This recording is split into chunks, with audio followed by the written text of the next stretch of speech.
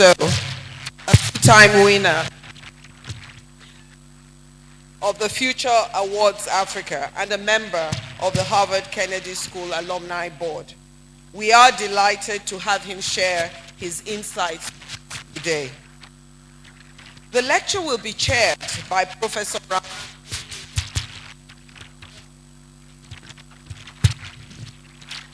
the 11th Vice-Chancellor of the University of Lagos and President of the Nigeria Academy of Engineering, who will bring his wealth of experience to bear on highlighting and summarizing the key points of the lecture. Africa is a continent of 1.4 billion people, most of whom are young. Nigeria, with a population of 226 million, has a large and growing youth population, with about 70% under the age of 30, and the median age 18.1 years. This large youth group must be educated to actualize their massive potential as a workforce and consumer base that is crucial for economic growth and for shaping our future. At the university level and other tertiary institutions, we require a pipeline of students who have been well taught at primary and secondary school levels. We need to catch them young.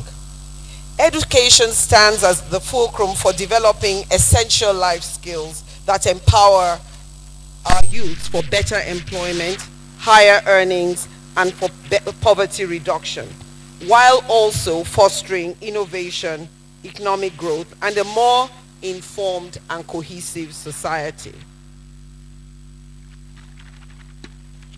Therefore, government must have a policy focus that is intentional towards creating access to education at scale, recognizing emerging trends that offer quality and impactful learning experience. Without urgent and strategic education reform, a youthful population such as ours can become a burden rather than an asset. In the 21st century, global competitiveness depends on how well nations educate, skill, and empower their people. Education today is not just a social service, it is a strategic investment in national development and global competitiveness. We live in an era defined by rapid innovation and constant change in how education is accessed and delivered. We can no longer rely solely on traditional methods of teaching, learning, and research. There is an urgent need for more intentional engagement. In Nigeria, with our huge youthful population, we must rethink our education sector from bottom up. Our current models will not serve us well. We need to educate at scale. In 2023, 86% of Nigerians in the workforce did not have a post-secondary qualification. So how do we upskill at scale? How do we reach the unreached? How do we better prepare our youth so they contribute to and shape the future? That is the why of the choice of today's lecturer. He is already working in this space to create access for many that are disenfranchised by the present system. It is why we invited him to share his perspectives and stimulate us to reimagine our strategies to educate Nigeria and harness the potential of our youthful population. Distinguished ladies and gentlemen, I firmly believe that tapping into the potential of Nigeria's demography, in the words of Kofi Annan, the former Secretary General of the United Nations, he said, "Knowledge is power. Information is liberating. Education is the premise of progress in every society, in every family." Today's convocation lecture, which will be informative and educative, should move us closer to curating impactful reforms in the education sector that will truly turn the potential of our youthful population into significant dividends for national development. I ask you, therefore, to sit back, listen attentively with open minds, and I believe we will all leave here, if not changed, but certainly provoked to rethink our perspectives on education. Thank you very much for your attention, and I wish us all a thought-provoking lecture.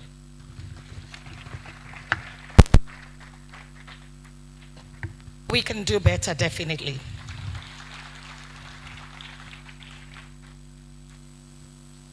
Chairing this convocation lecture is the former 11th Vice-Chancellor of our university and the current Pro-Chancellor of Taishola University of Education. A man who loves education himself. He has also instituted the Professor Rahaman Bello Endowment Fund for the best PhD thesis. He actually said that from this year, 2026, which will be the 7th edition, the star prize will be doubled. Distinguished ladies, thank you. Distinguished ladies and gentlemen, join me to welcome to this podium Professor Rahaman Ade Bello, our 11th Vice-Chancellor, University of Lagos.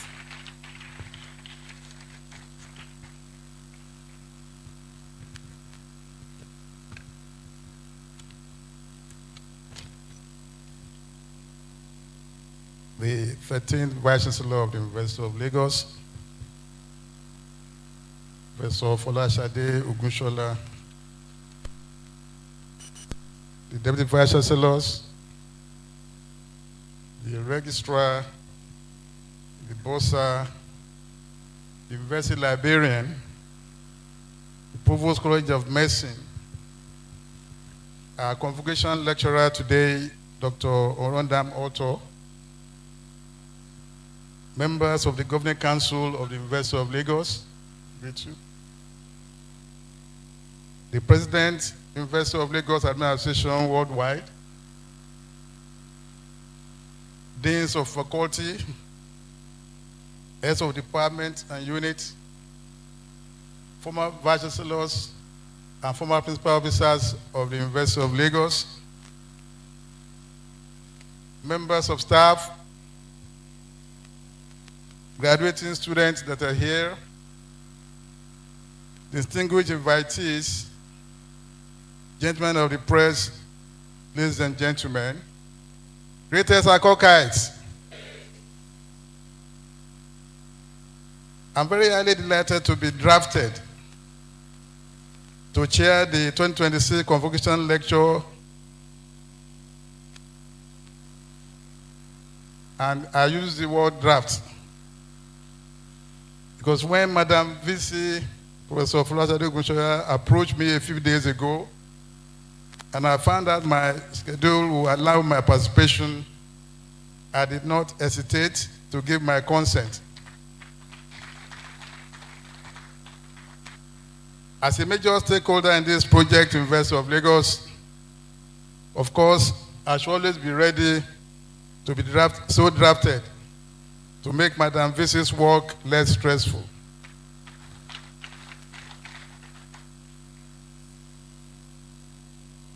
Before we go into the business of the day, I'd like to draw our attention to Madam VC's intention in this administration and how she has used the convocation lectures to address and buttress her intentions and actions in her tenure. When she assumed office in November 2022, she left nobody in doubt of her intention to pilot University of Lagos into a futuristic university through the Future Ready agenda. And we all remember that. A few months later, at the first convocation lecture in her tenure, the 2023 convocation lecture was delivered by Mr. Fola Adeola and was titled, Finding the Boundaries of the Possible, Venturing Beyond. He critically analyzed the future-ready agenda, examining the various components, and laying the foundation for what should be done pragmatically by Madam VC. In 2024, Professor Toyin Falola talked on decolonizing African higher education for transnational development, asking Madam VC to go beyond the norm to create an independent African trajectory with distinct and unique structural, curricular, and pedagogical creations. And this she has been pursuing. In 2025, Dr. Tayo Adeloju followed with the discourse on the universities as hubs for development and wealth creation. This consolidated the universities' leading roles in wealth creation efforts and opened the other areas hitherto neglected or not emphasized. I believe when we talk about entrepreneurship and wealth creation in universities in Nigeria, no other university can contest with University of Lagos. Congratulations, Madam VC. This year's lecture on maximizing Nigeria's demographic dividend through urgent educational reform for global competitiveness in the 21st century, which is to be delivered by Mr. Orondaam Otto, has been well described by Madam VC herself in her opening remarks. I believe that this is going to complement the previous ones because it's going to be looking at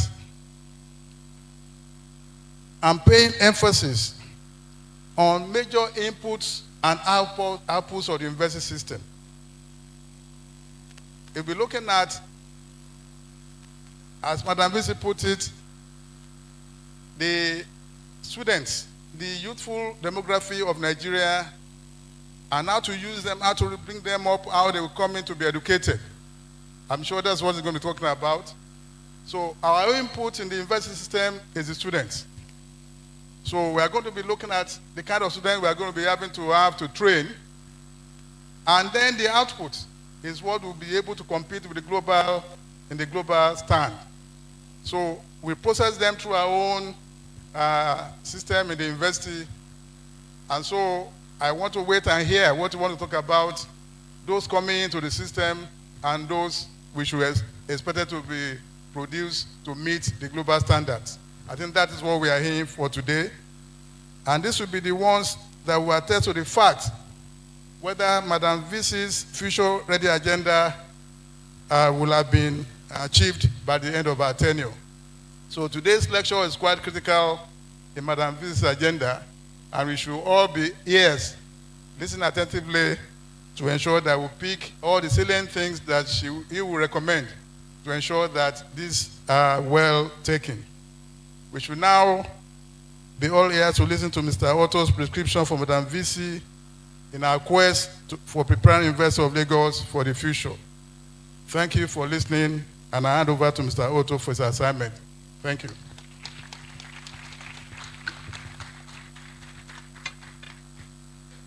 I think we can do better to appreciate the chairman of the Convocation Lecture and the Pro-Chancellor Taisholani University of Education, Ogun State, our own Professor Rahaman Adisa Bello, Fellow Academy of Engineering and President Nigeria Academy of Engineering. For those who don't know, Professor Rahaman Bello, the 11th Vice-Chancellor, appointed on the 11th day of the 11th month, sat on the 11th floor, left office on the 11th day of the 11th month. A round of applause for him. We recognize our former bossa, Dr. Lateef Alani Odekunle, distinguished Professor Duro Oni, fellow Nigeria Academy of Letters, and Professor Yetunde Zahid CLN, former university librarian. At this juncture, it's my singular honor, pleasure, and delight to respectfully invite the University Orator, Professor Wale Olaoyin, Senior Advocate of Nigeria, to help us understand better who the guest lecturer is.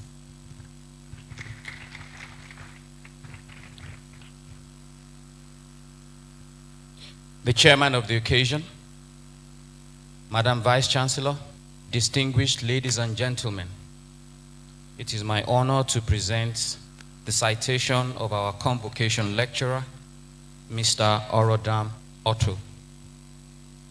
Orondaam Otto was born on 8th August 19...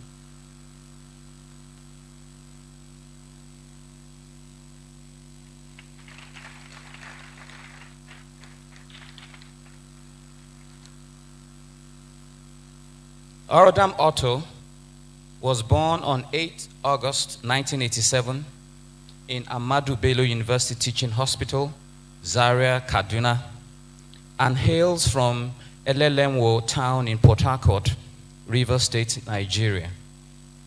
He was born into the family of the late Major Dr.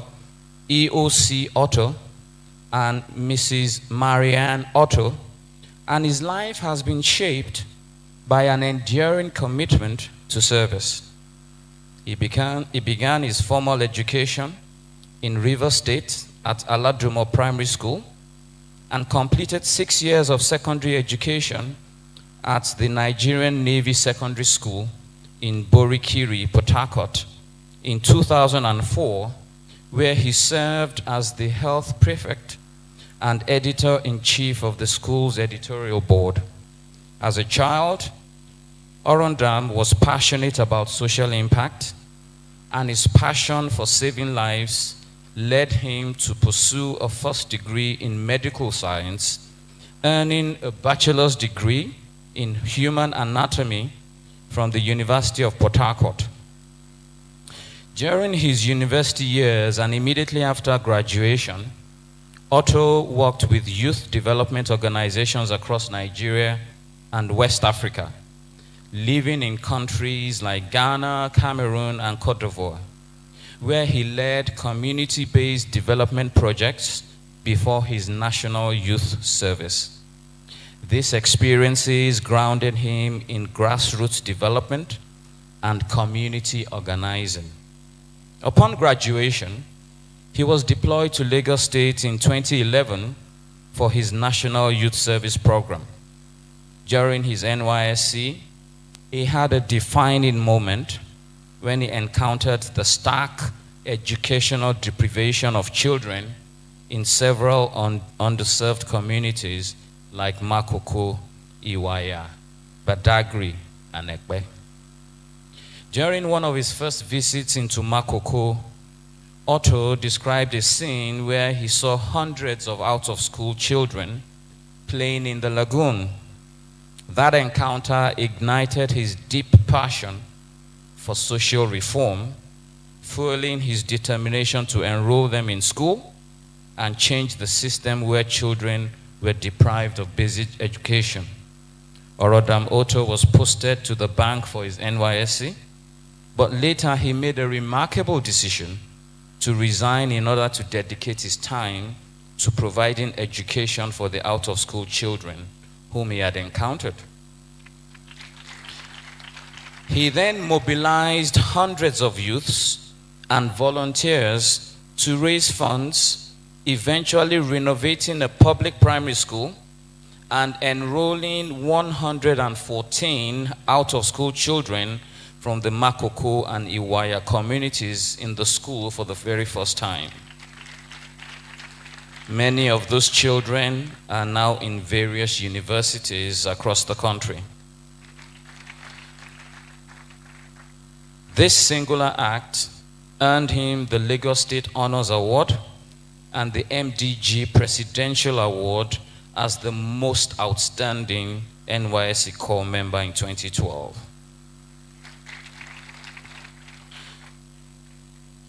In 2012, he founded Slum to School Africa as a Pan-African, volunteer-driven, non-profit organization dedicated to ending the education crisis in Africa.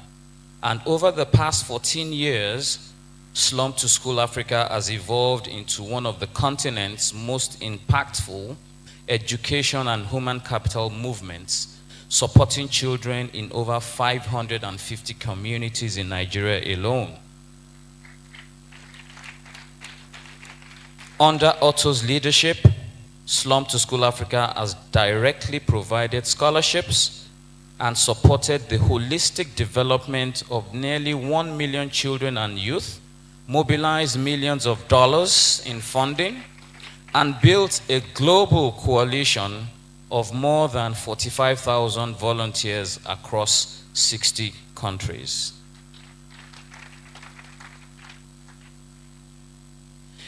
Internationally recognized for innovation, Otto led the creation of Africa's first virtual learning classroom during the COVID-19 pandemic, enabling thousands of underserved children to access real-time education when schools were shut. What began as a pilot program for 1,000 learners was scaled in partnership with UNICEF to reach over 500,000 children across northern Nigeria, earning major global recognitions like the African Union Education Innovation Prize, the Prudential Zenith Impact Grant Award, and the HP Digital Equity Accelerator Award. He further redefined education innovation with the launch of the Slum to School Green Academy, a purpose-built, eco-friendly school powered fully by solar energy, built with bamboo architecture, rainwater harvesting, and biodigesters that convert waste into clean cooking gas. A project that has won the BioMerio Endowment Fund Award. Otto's academic formation is strengthened by advanced postgraduate and executive studies.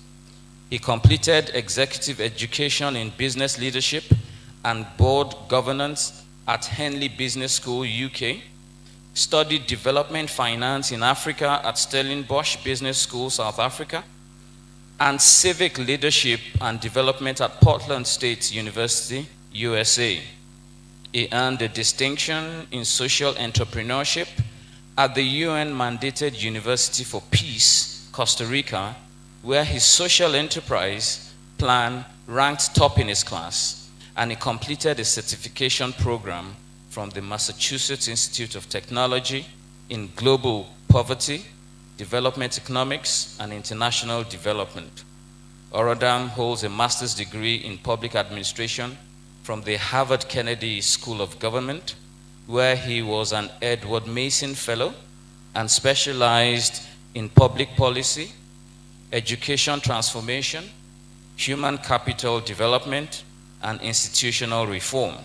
In recognition of his leadership and service at Harvard University, he was awarded the prestigious Lucius N. Littauer Fellowship Award and the Eric Yanka Prize for Service. He also served as co-chair of the African Caucus and earned a certificate in management and leadership from the Harvard Center for Public Leadership. He is a two-time winner of the Future Awards Africa and a recipient of the Nigerian Leadership Awards by NLI and the Nigerian CSR Awards by SERA. He was named in 2020 among the 100 most influential people of African descent by the United Nations Decade for Peoples of African Descent for his contributions to education in Africa. He is an alumnus of the Mandela Washington Fellowship, where he chaired the West and Central African Regional Advisory Board. Otto is a member of the Center for International Development, a member of the Nigerian Institute of Directors, and he serves on several boards, including AfriTeach, the ILMI Children's Fund, the Harvard Kennedy School Black Alumni Association, and the Harvard Kennedy School Alumni Board. Driven by a belief in Nigeria's boundless potential, Otto envisaged a Nigeria where her youth are globally competitive and empowered as creators of knowledge, shapers of narratives, and architects of national transformation. His work is not just about education, it is about liberation, building the systems and institutions that enable Africa's youth to lead its future.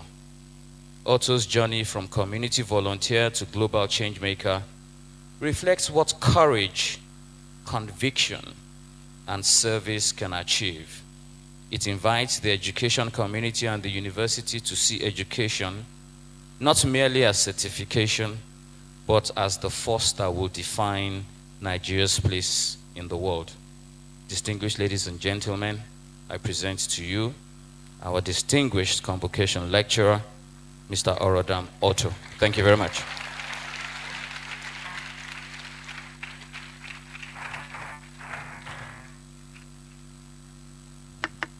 Thank you. Thank you very much. Can you hear me?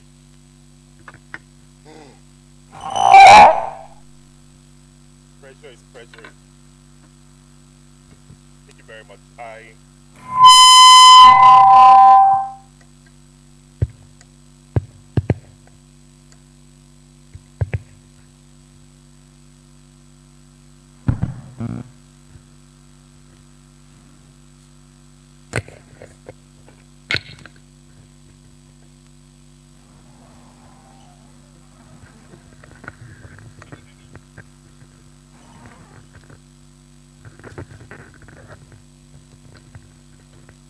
Thank you very much.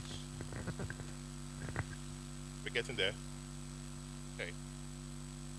I have never had anyone introduce me so powerfully.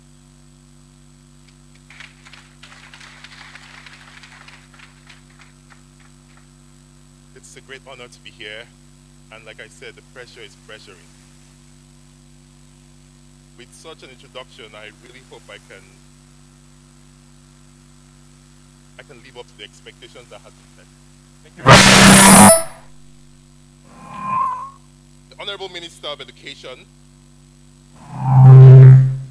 the Pro-Chancellor and Chairman of Council,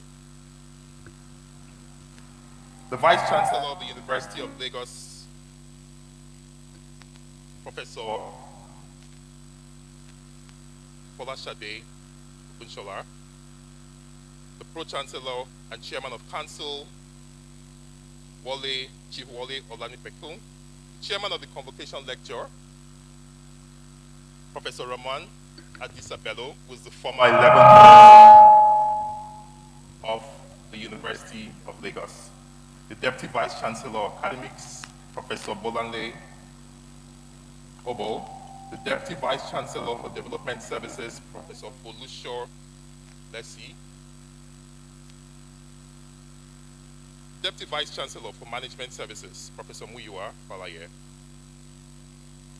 members of the Senate and Management team.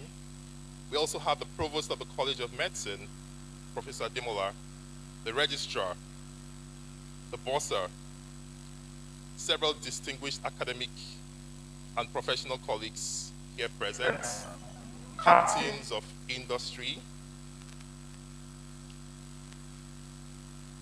distinguished guests. I want to especially acknowledge my mom who flew all the way from Port Harcourt to come and listen to her son deliver his first convocation lecture. Thank you, Mom, for being here.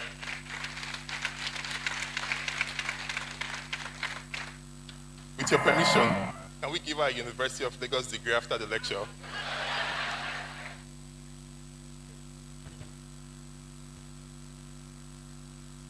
I also have several friends who are here. I want to especially acknowledge a very distinguished guest who coincidentally happens to be in Nigeria for the very first time. She's a Nobel Prize winner and one of the very few Nobel Prize winners from Nigeria, from Africa. Her name is Wided Oshimor.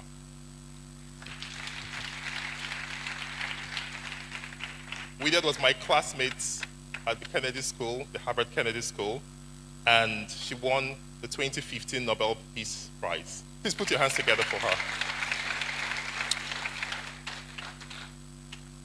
My colleagues, from slum to school, and several friends that I can see in the auditorium. I really appreciate you for being here. Thank you very much. Thank you.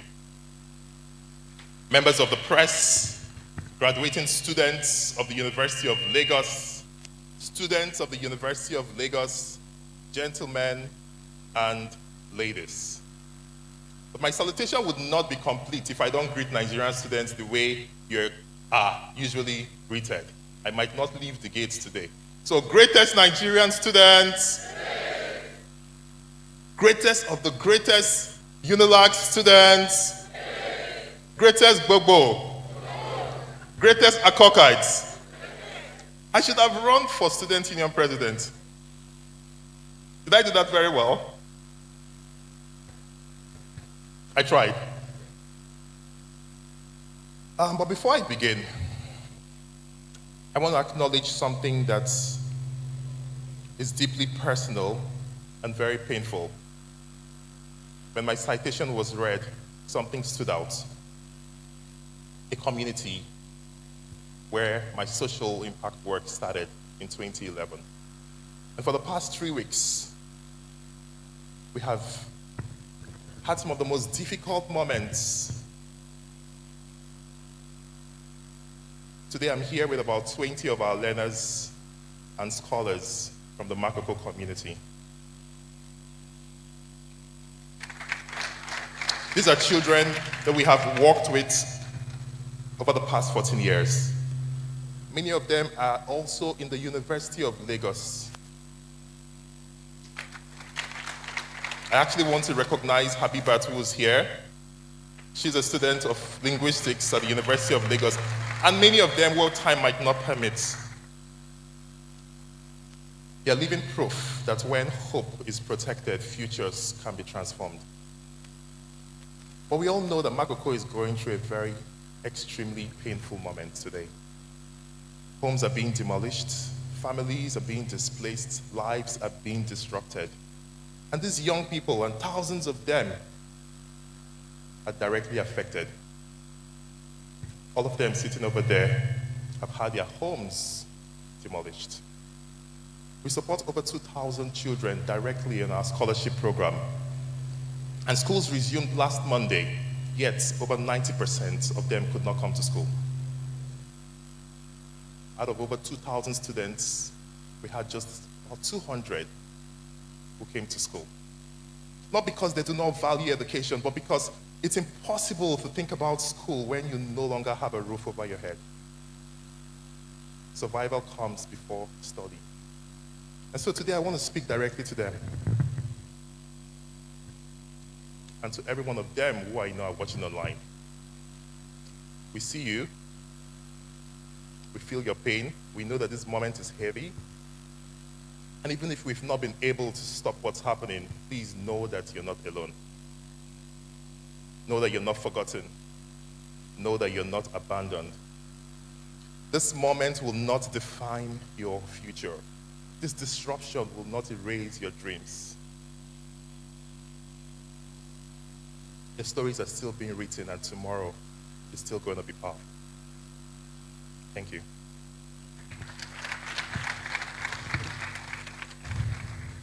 So let's get into the lecture. But before I continue, I would like that we please permit me to show you a short video. One that takes you briefly into the heart of what I've been privileged to do, the work I've been privileged to do over the past 14 years. So over the next 3 minutes, please, let's just put our eyes and pay attention to the multimedia screen. Thank you.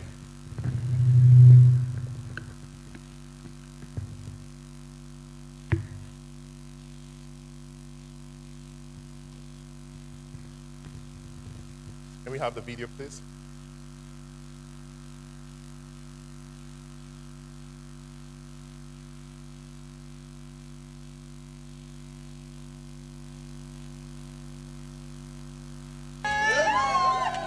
12 years ago, I first visited Saga, a small fishing village an hour off the coast of Lagos. We heard about this community without education, and when we arrived, we saw hundreds of children playing in the lagoon, no school in sight. We fell in love with them and promised we'll bring education to them. A few years later, we started teaching the children in small huts with local teachers, and for 7 years they learned there. But we knew they deserved more.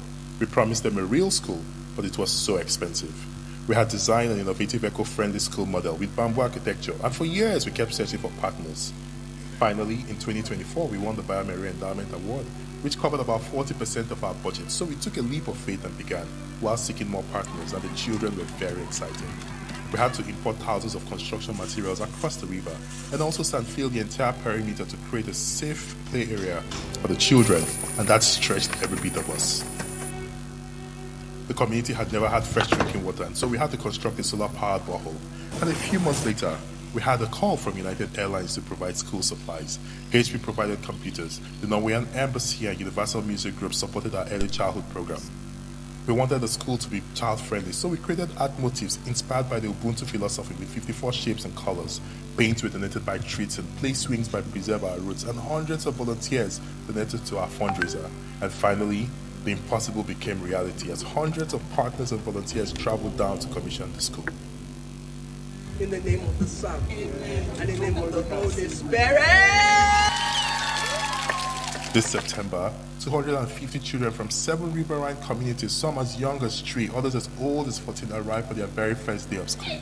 For many, it was the first time they had stepped into a classroom, and watching the joy on their faces and the hope in their eyes brought many of us to tears. But beyond the celebration, the Slum to School Green Academy is truly innovative. It runs on 90 solar panels that provide uninterrupted power day and night.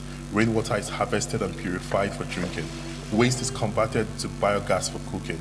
4 furnished apartments house teachers from the city, so they can now live and teach within the community. A digital lab with HP computers equip the students with technology as they explore the immersive world of virtual reality. Outdoor classrooms, community gardens, biodiversity areas teach the children about nature, while several sporting activities and mental health spaces help the children learn, play, and heal.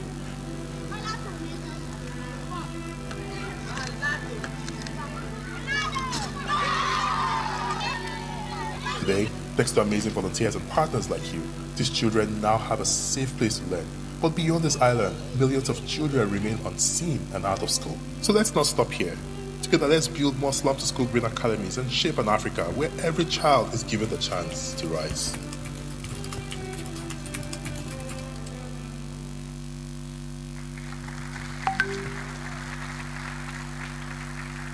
Thank you. Thank you.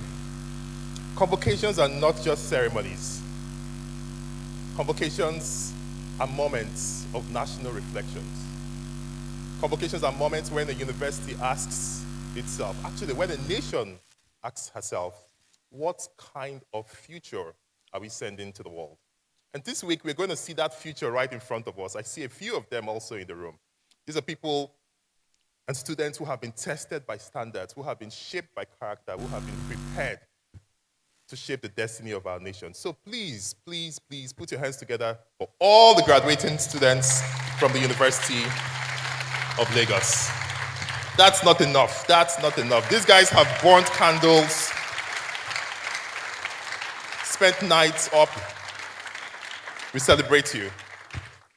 But beyond the graduates, many of us in this room have graduated many years ago. Every one of us would need to ask ourselves one question. What kind of Nigeria are we building for our children? Please ask your neighbor, what kind of Nigeria are you building for our children? That's not loud enough. What kind of Nigeria? I want us to be in the moment.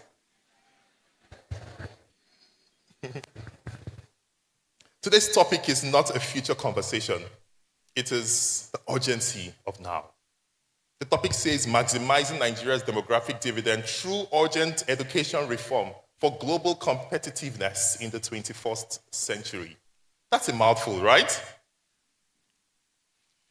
But in simple terms, what it's saying is how can we ensure that every Nigerian is empowered with the best quality of education so they can thrive and compete globally. So let's quickly deconstruct the topic and dive deeply into the lecture. The first thing we're going to do today will be unpacking what Nigeria's demographic dividend underscores. We're also going to interrogate Nigeria's present education system and the urgent reform that it needs. And then we will paint a picture of a competitive Nigeria of the 21st century. How many of you would like to see what the competitive Nigeria of the 21st century would look like? In Nigeria in 2050, in Nigeria of 2075. So we'll attempt to paint that picture. I never liked definitions in school, but I'm going to try to begin with a few definitions. So if you have your pen and papers, please, let's take note of this. The first word that you see stands out in that title or that topic is what? Demographic dividend. So what is demographic dividend? Economists will define it as a period where the country's working age population is larger than its dependent population. A period when the country's working age population is larger than its dependent population. This then creates what we could say is an opportunity for accelerated growth. But it only happens when the country's people or the country's youths are educated, healthy, and productively employed. Let's imagine a family of 10. If all 10 children are educated, skilled, and productive, that family becomes prosperous, stable, and secure. True or false? That's what we call a dividend. But if that same family, the children are uneducated, unemployed, dependent, unhealthy, that same family becomes what? A liability. True or false? The same exact number, but entirely different outcome. Ladies and gentlemen, Nigeria represents that family. The only difference is that we are not 10 children, we are 226 million people. And so how are we preparing these children?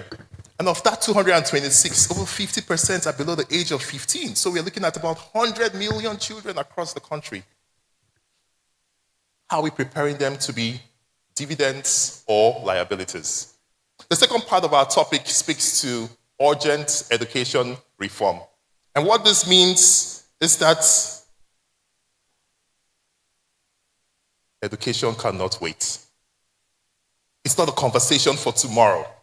It's not a conversation for the next administration. It's a conversation for our generation. And the third part speaks about global competitiveness in the 21st century. And this means that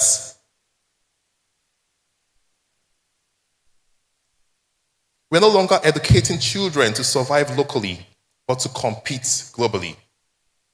This means that we're in a world where every child we're educating in Lagos, Nigeria, would compete with a child in Boston, Massachusetts. This is no longer about titles, but competence.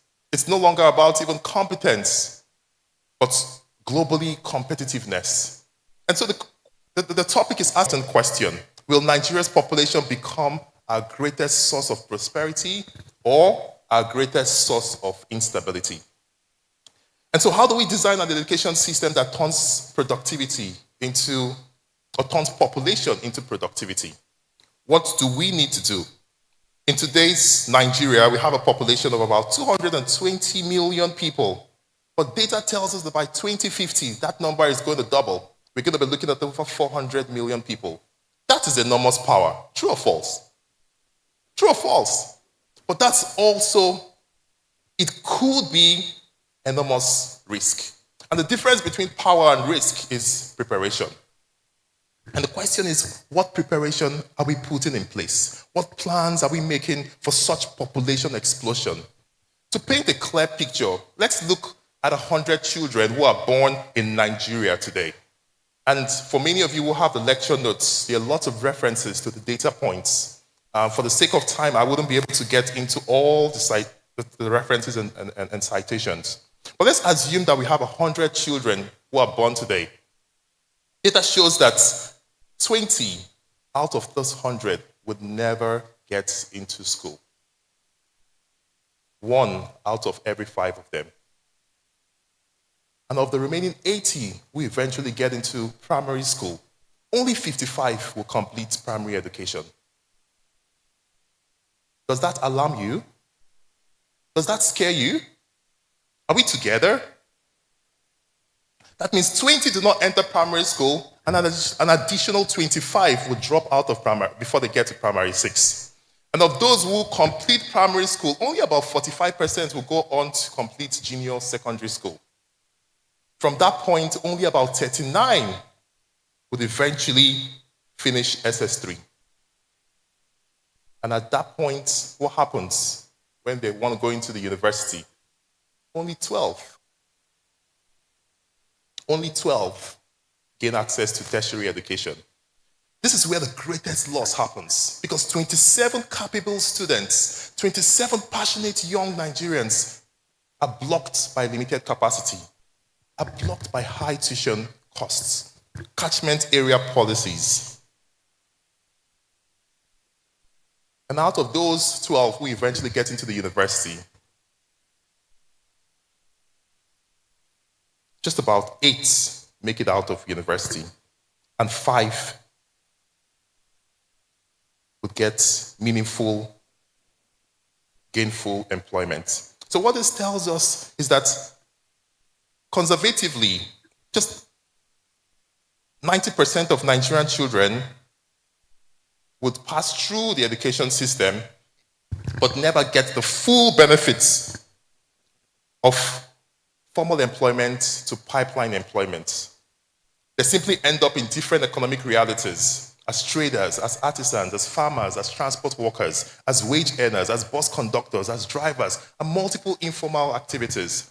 They are economically active, but most of them are in the informal economy, where they are unregistered, they are untaxed, they lack protection from labor laws, there's no job security, there's no health insurance, there's no pension. They were just like you and I. But at some point, the system dropped them. In other words, I say they're simply surviving the system. And survival is what people do when the system has not created pathway for them to fully realize their potential. I have a framework, what I call a framework of national evolution, where I outline 5 stages of how countries could evolve and become prosperous. The first is a stage of survival. The second is a state of stability. The third is a state of sovereignty. The fourth is sophistication. And the fifth is supremacy. And so across the world, we have a chart or a graph that places different countries at different spectrums of this graph. Nigeria is a very, very incredible country with immense potential.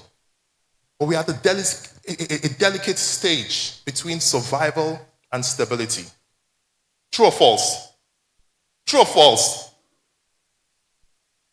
And our decisions today will determine whether we're going to rise decisively or remain at a place where we continuously struggle to put ourselves together. And so the question today for us is simple. What must we change in the education system to move Nigeria from survival to supremacy, from potential to power?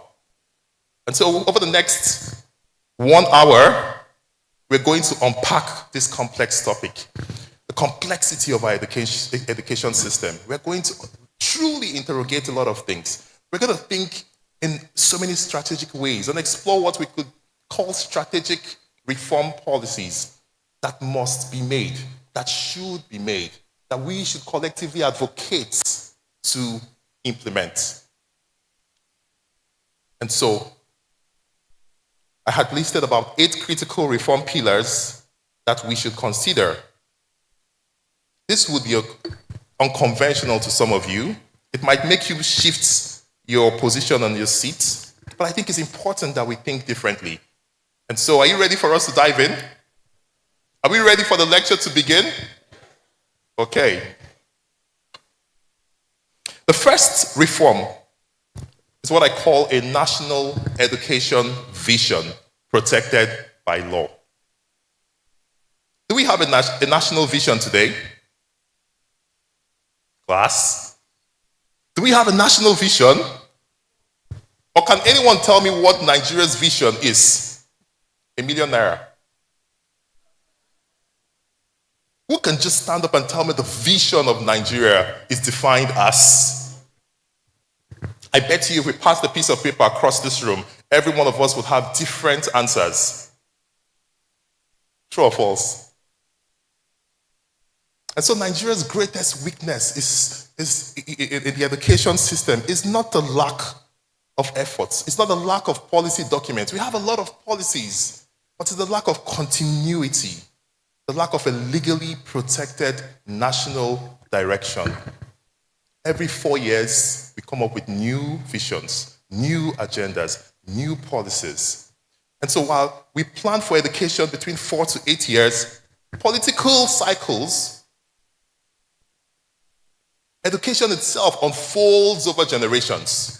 Every new administration, like we know, over the past 20 or 30 years, introduces new frameworks, new policies, and many times they override the previous ones, only for the next administration to come in and do the exact same thing. This has to stop. Do we agree? Okay, the class is following.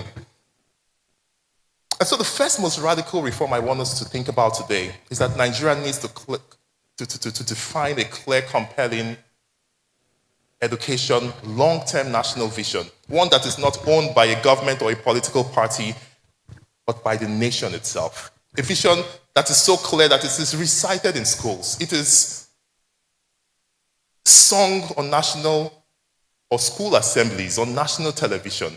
It's pasted on the walls of our classrooms. It's printed in exercise books and textbooks. It's translated into local languages and taught in elementary schools. That vision cannot be written in Abuja alone.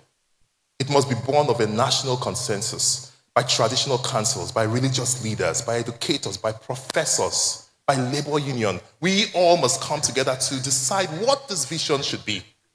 Collectively, we must agree on a fundamental question. What kind of Nigeria do we want to produce in 50 years? And what kind of education will deliver that Nigeria? The vision must also be encoded into law, anchored by what we could call the Education Vision Act, and given constitutional protection so that it cannot be altered by the next political cycle. And to put this in context, I did a little work for us, because this might just sound motivational, right? But I want to paint a picture of what this vision could be, right? And so I had defined an education vision, and let's write it down together. The vision states that we want to raise generations of Nigerians who think clearly, who act ethically, who build boldly, rooted in African identity, committed to national transformation, and capable of competing and leading anywhere in the world. Can we say that together? I thought you were writing. To raise generations of Nigerians who think clearly, act ethically, and build boldly, rooted in African identity, committed to national transformation, and capable of competing anywhere in the world. And what I also did was use a framework of 7 C's to unpack and analyze this vision statement. The first is continuity. To raise generations of Nigerians long term. Who said long term? I need to give prizes in this class. Long-term thinking, beyond political circles. The second is cognition. Who think clearly. We're looking at developing literacy, numeracy, emotional intelligence skills, reasoning, critical thinking. The third is character. Who act ethically, who act out dependencies. So you see that this could be a vision statement that guides the framework of all we do, all we teach, all we are. A clear vision changes everything. It aligns with curriculum, it aligns with teacher training, with funding, with data systems, with accountability systems. A clear vision tells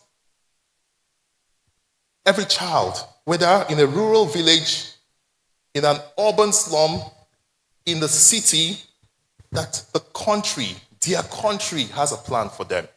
So the first reform is clear. Nigeria must create and adopt and legally protect a single national education vision that no administration can easily rewrite. All in favor, say yea. All against, say nay. The yea has it. The second policy reform speaks to institutionalizing 15 years of compulsory education and transforming our schools into centers of excellence. This might be a little bit complex, but I'm going to unpack it a little bit. You see, today in Nigeria's education system, we follow a system, the 9-3-4 formula. True or false? Begin in primary 1. Does it? Learning does not begin at the age of 6. Decades of neuroscience research shows that about 90% of the human brain is developed and occurs before the age of what? Before the age of what? 5. So before you're 5 years old, 90% of your brain development has happened. This is shaping language, shaping cognition, shaping reasoning, emotional regulation. Yet Nigeria misses the critical development window when this happens. Data also reveals that 60% of Nigerian children at the age of 5 have not enrolled in any formal education system. 60%, that's 6 out of every 10 children have lost this foundational learning. And you see, this is one of the reasons why today we see that 70% of Nigerian children at the age of 10 cannot read a simple sentence. What do we call that? Learning poverty. It's a development term. And so learning poverty across the continent varies from different countries to countries. And Nigeria stands at about 70%, which means that 7 out of 10 children at the age of 10 cannot read a simple sentence. We see this on the field every day. And this is because when they begin, they have lost some of the most critical years. And teaching at this point now focuses on repairing the damage rather than building early gains.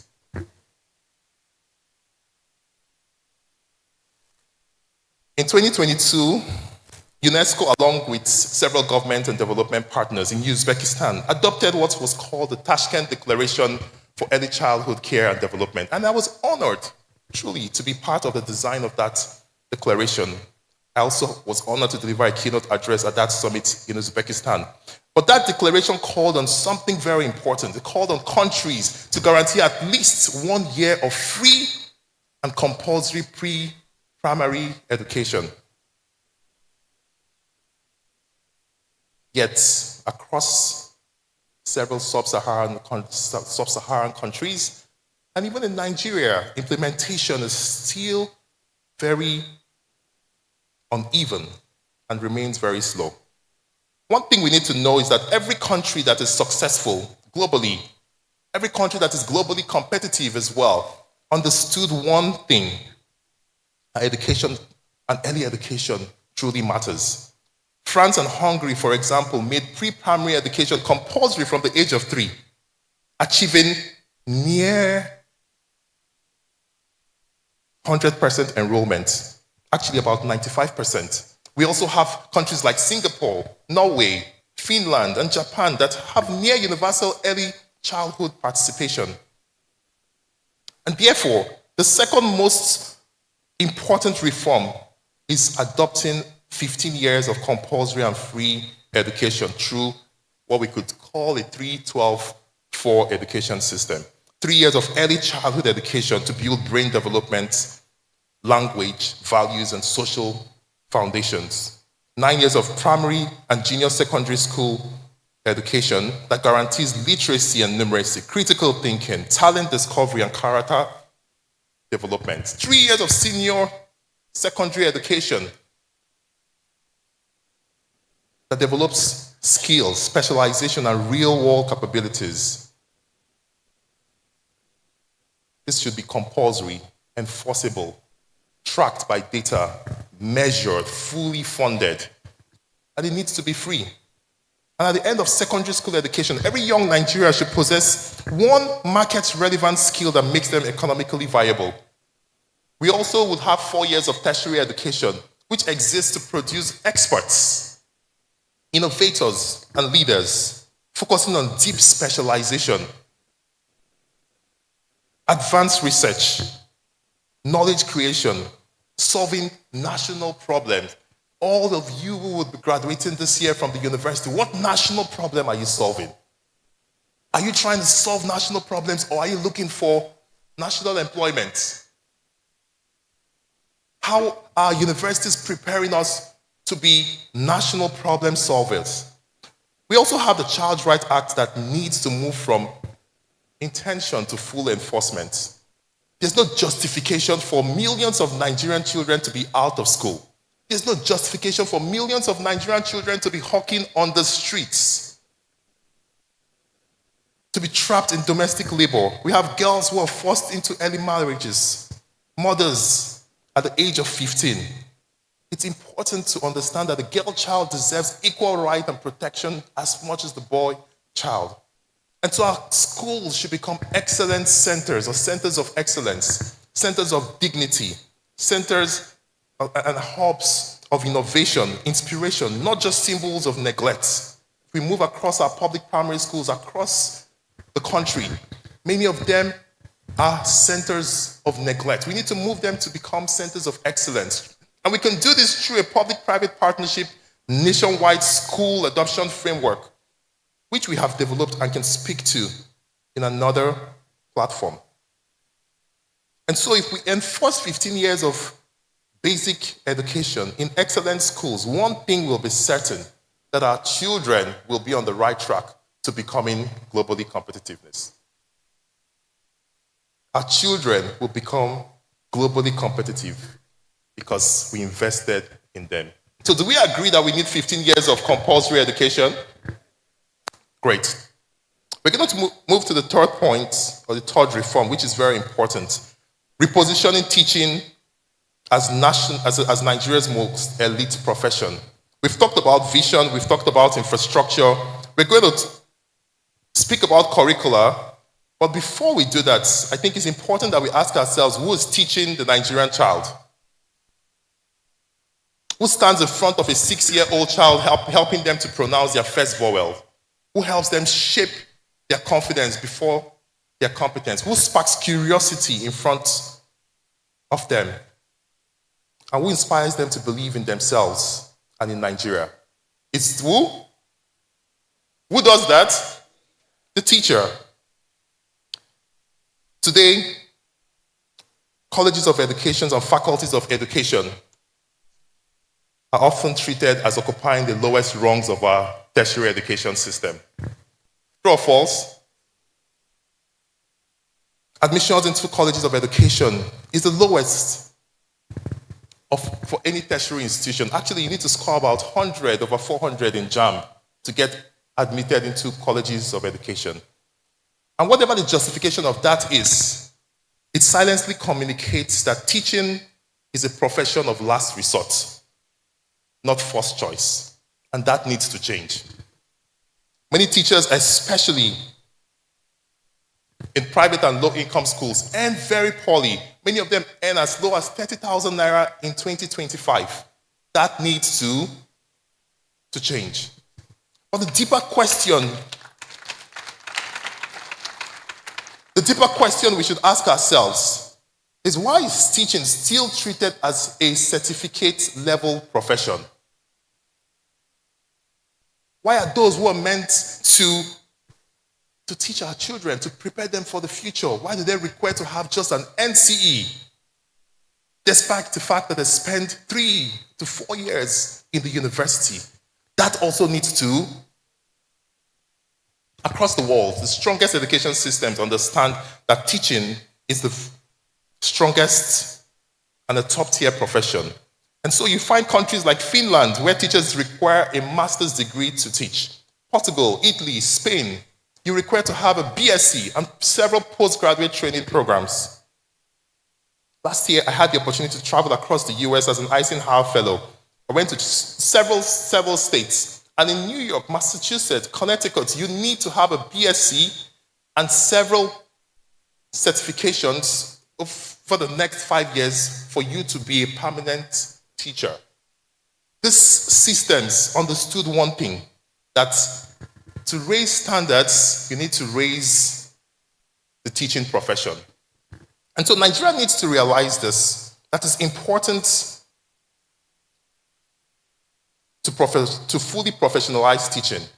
We need to make the teaching profession as demanding as reputable as medicine, as law, as engineering, and several other courses, because there are all degree programs where failure carries consequences. So here's a third major reform. We should consider repositioning teaching as Nigeria's most elite profession. Do you agree with that?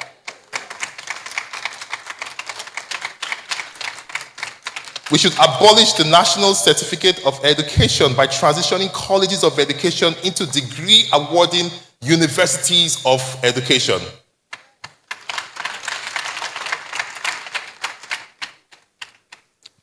Also awarding bachelor's degrees and no longer national certificates.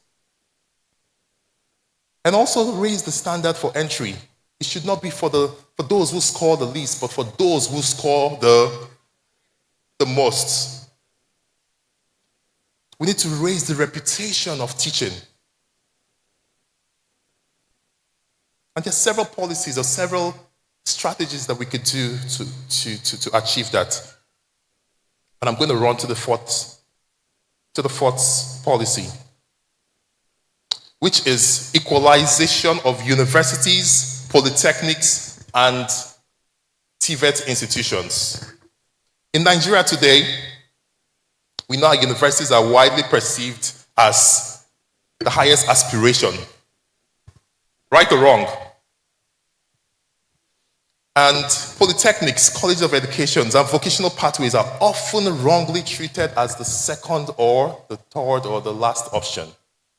But globally, the difference between universities and technical institutions is functionality and not hierarchy. Universities focus on theory, on research, on knowledge creation. Polytechnics and TVET institutions focus on application, on production, and on real-world skills.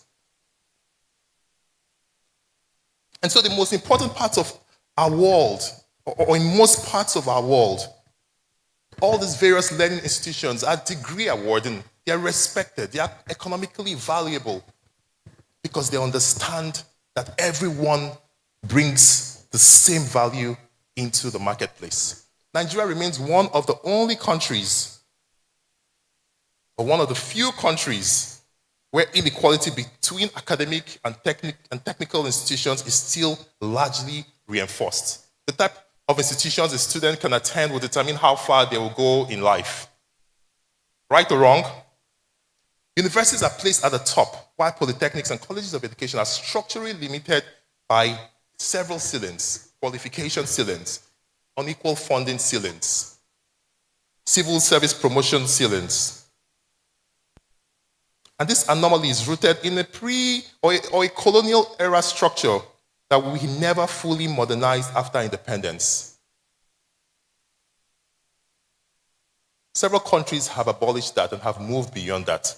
Right? The United Kingdom abolished this in 1992 through what was called the Further and Higher Education Act that converted several polytechnics into universities. A few of them that you might know.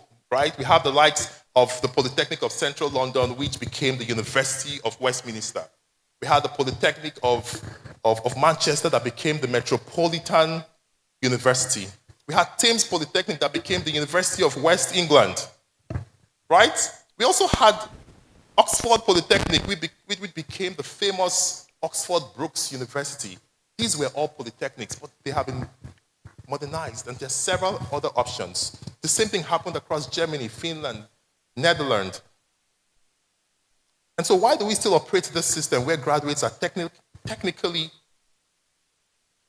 limited to face legal, social, and professional limitations? Because they're schooled in a particular.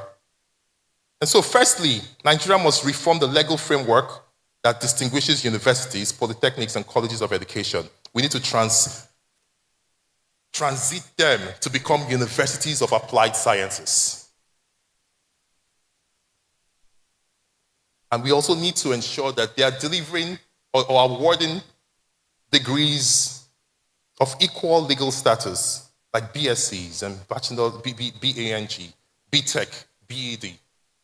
We need to ensure that beyond the equalization of the brand, not only of the institution, we also need to think about how these courses, especially in the TVET institutions, how they are perceived. Today, when you hear that someone in a TVET institution or in some polytechnic or in some vocational training institution is learning GSM repair, what do you think? What comes to your mind? That that person is probably going to walk on the roadside. True or false? And so we need to think of how to modernize some of the rebrand and modernize some of these professions. A GSM repair could be a digital system engineer. The same course, right or wrong? Someone studying plumbing could be a hydraulic system technologist, right or wrong? Hairdressing, makeup, lash tech, nail tech, they could become beauty therapists and aesthetic caregivers. True or false?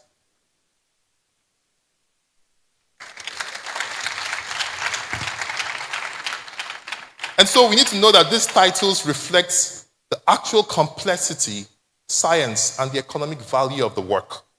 In today's world, titles shape dignity.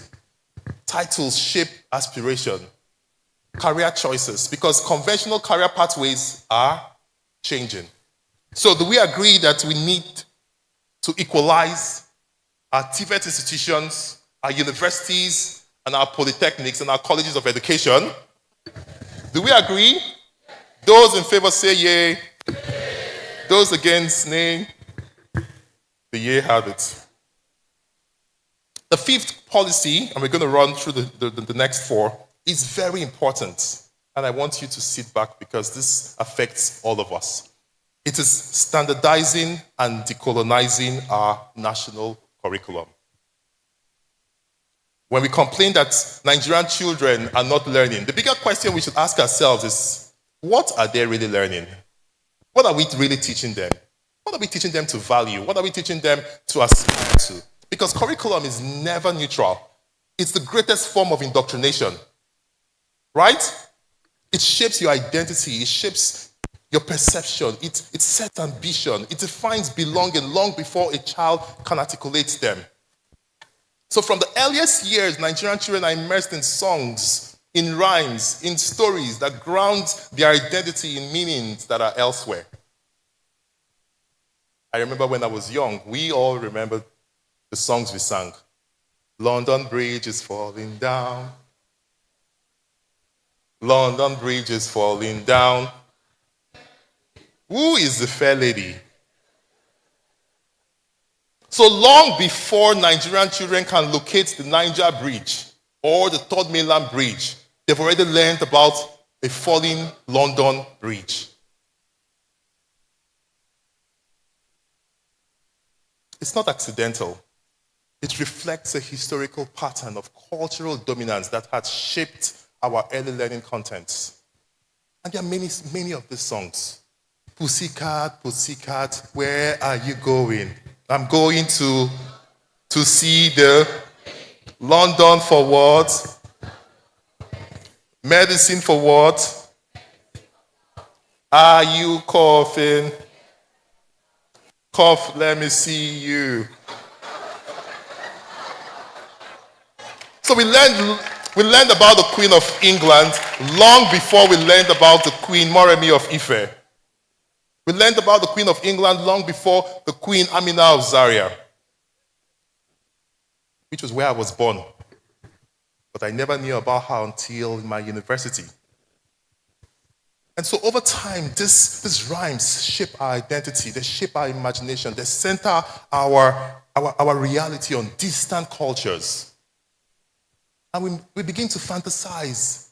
You tell me, I'm going to London to see the Queen. London for what? London for medicine. When I need medicine, I know where to go. But beyond the rhymes, we also had a lot of fairy tale stories like Snow White and the Seven Dwarfs, Cinderella, Rapunzel, Sleeping Beauty. We all know them. These stories dominated our early childhood learning, and they quietly shaped our ideas of beauty, how beauty should look. They shaped our ideas of power, where power resides in castles.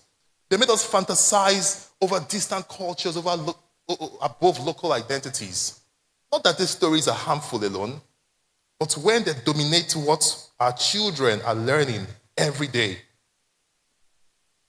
they gradually shift our imagination away from local agency and root aspirations away. This is one that is so uncomfortable because I believe it will open our minds. In Yoruba language, the word Eshu is commonly used to mean what? To mean what? The devil. In Igbo language, it's called what? Ekwensu. But you see that in Yoruba cosmology, Eshu was not evil at all. He was a messenger between human and the divine. Eshu was never a symbol of evil. He was a sacred messenger and moral force that bridged humans and the divine. He was a guardian angel of truth, of integrity, of conscience. Without Eshu,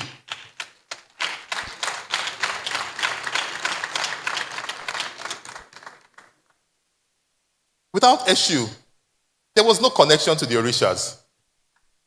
Because he carried intention, he carried prayers and accountability between worlds. His role was clarity, not chaos. His role was discernment, not destruction. He was not a trickster like many of us call him today. He stood for truth. And actually, the interesting part is that Eshu served as an intermediary, much like the concept of the divine messenger in other religions. I'm not going to specify that here. But as colonial religion and education spread, especially in Africa,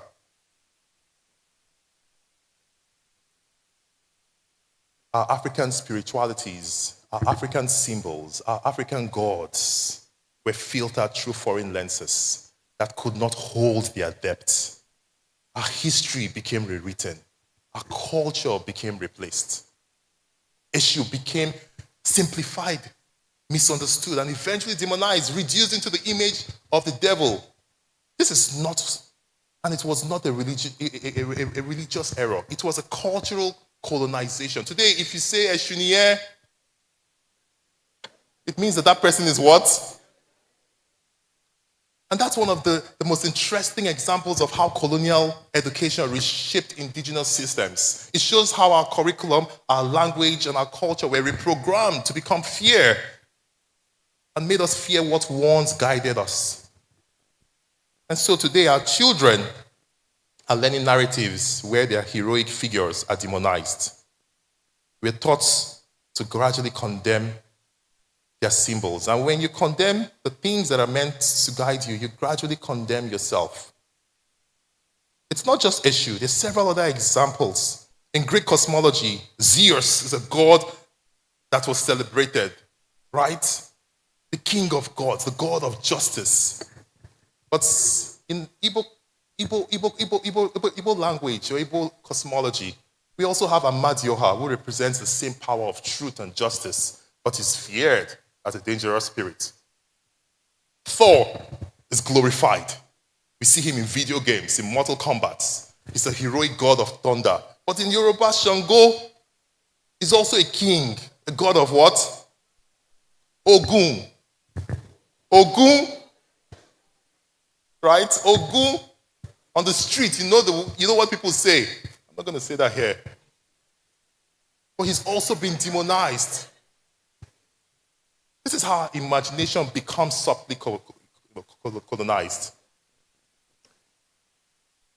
And so it's important that we reflect on how we've internalized all of this.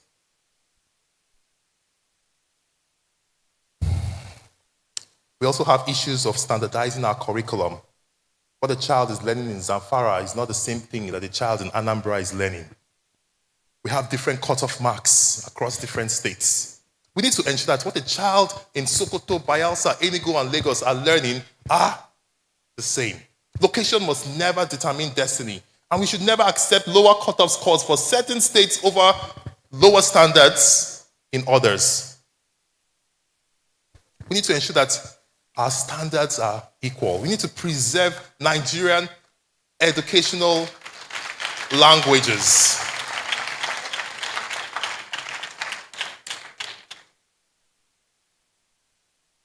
Because languages carry our identity, our memory, our cultural heritage.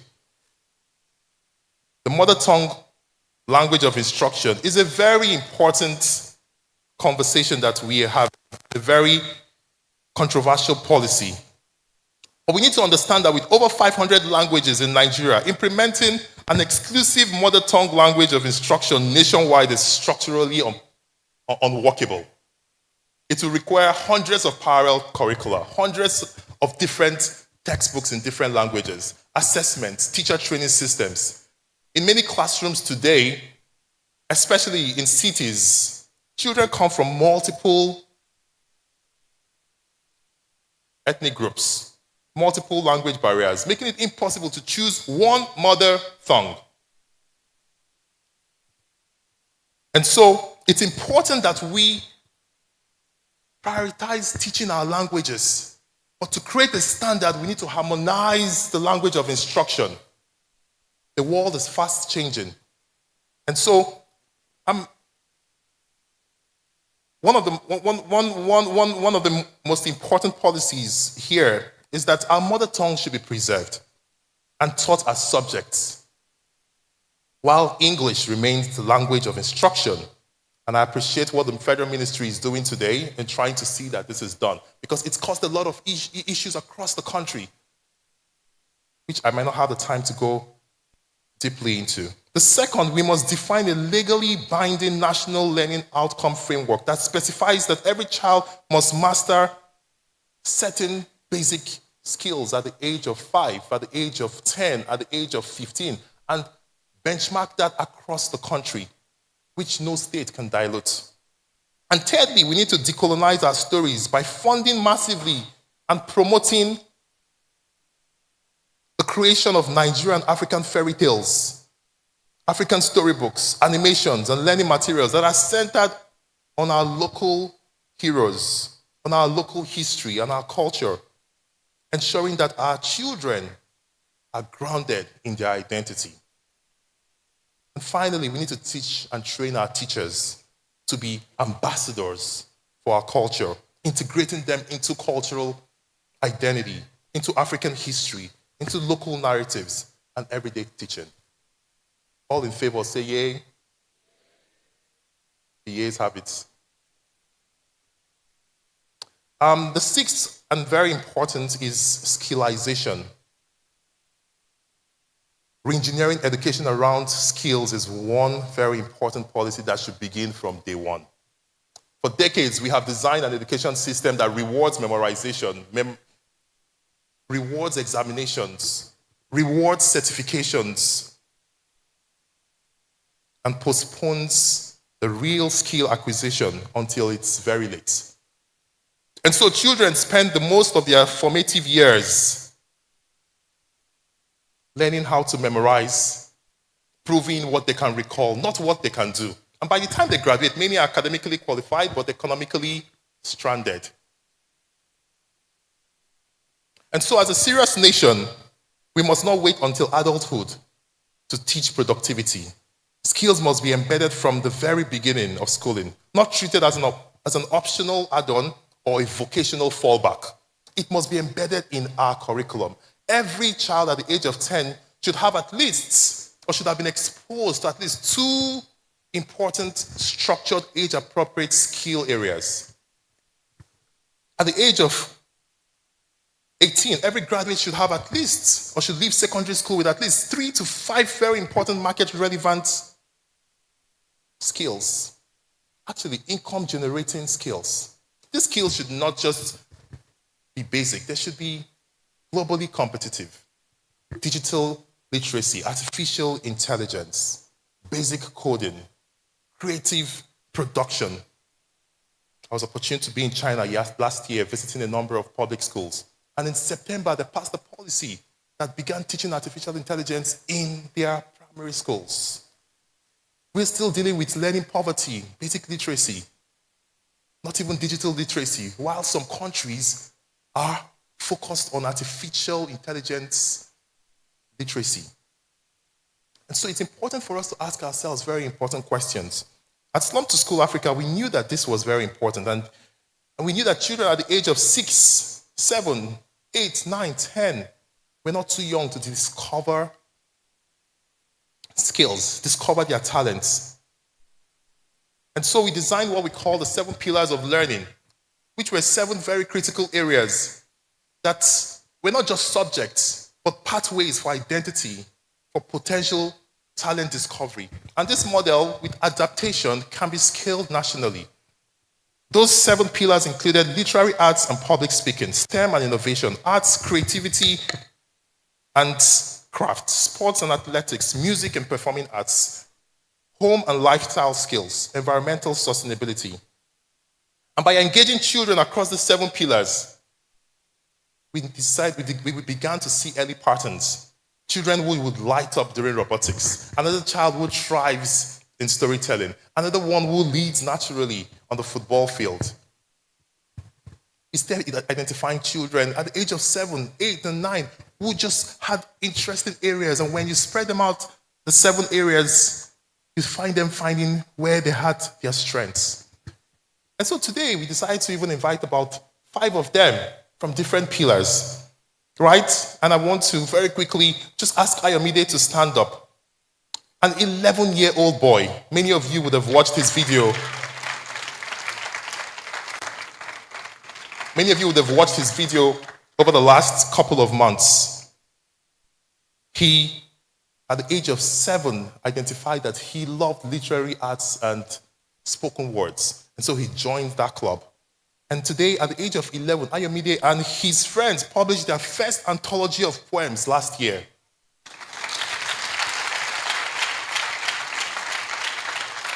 In November, Ayomide gave the keynote address at the Maltina Teacher of the Year Award at Echo Hotel. I encourage every one of you to go and watch the video. It's littered all over the internet. He's a celebrity. We also have another young girl called Clarice. And Clarice, at the age of 6, loved sports, loved running, loved playing. She couldn't speak, she couldn't communicate so well. But you put her on the field, everyone is going to be scared. And 2 years ago, Clarice won a silver medal at the Lagos Kids Marathon. Last year, the Lagos Kids Soccer Tournament that was hosted by Green Springs, she was the most valuable player and won a full scholarship. They come from Makoko.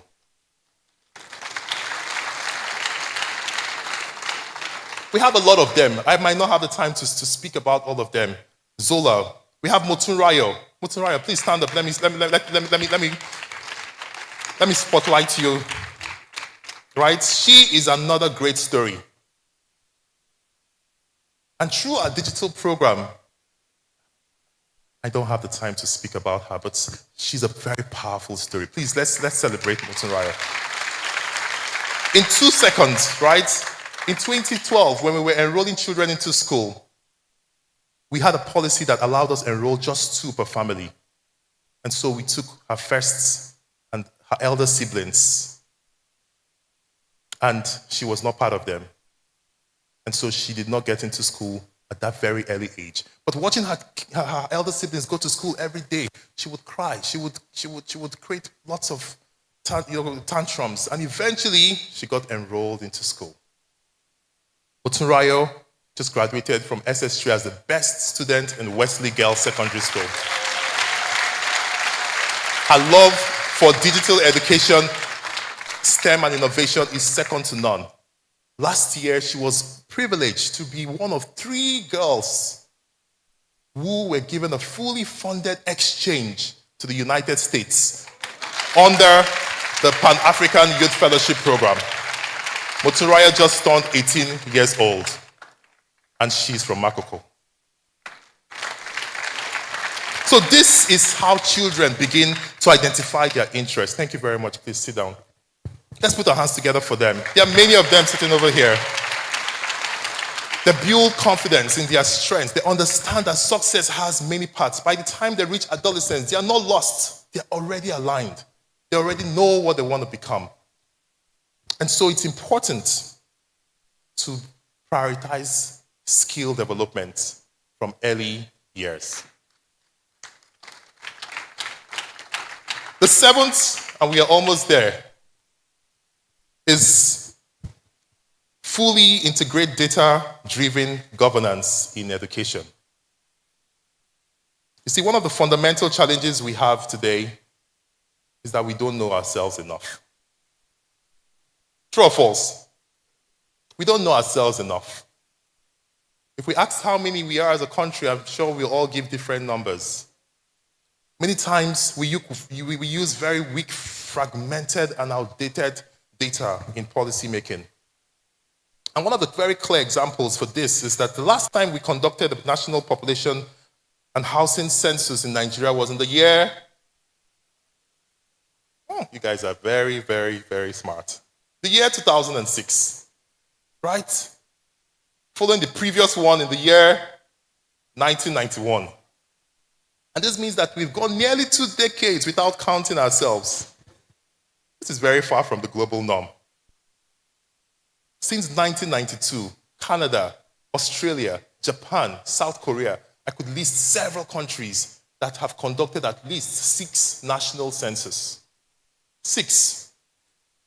1 in every 5 years. The United States, South Africa, Kenya, even Ghana have conducted at least 3.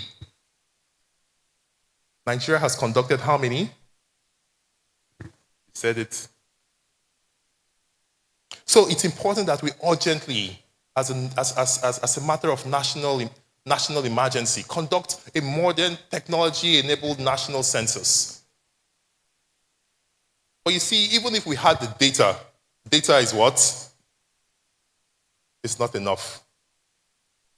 There are several bigger threatening challenges. Today in Nigeria, if we encounter a child on the streets of UNILAG,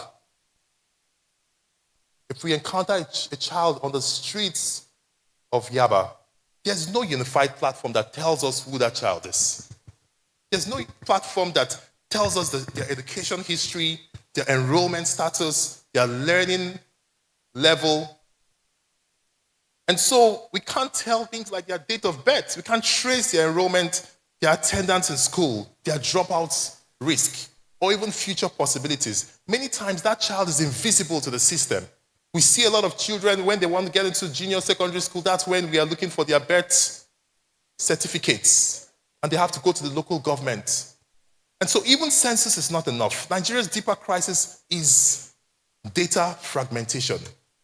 Education data is scattered across multiple ministries and states. Enrollment does not match attendance. Attendance does not match outcomes. Learning outcomes do not match retention.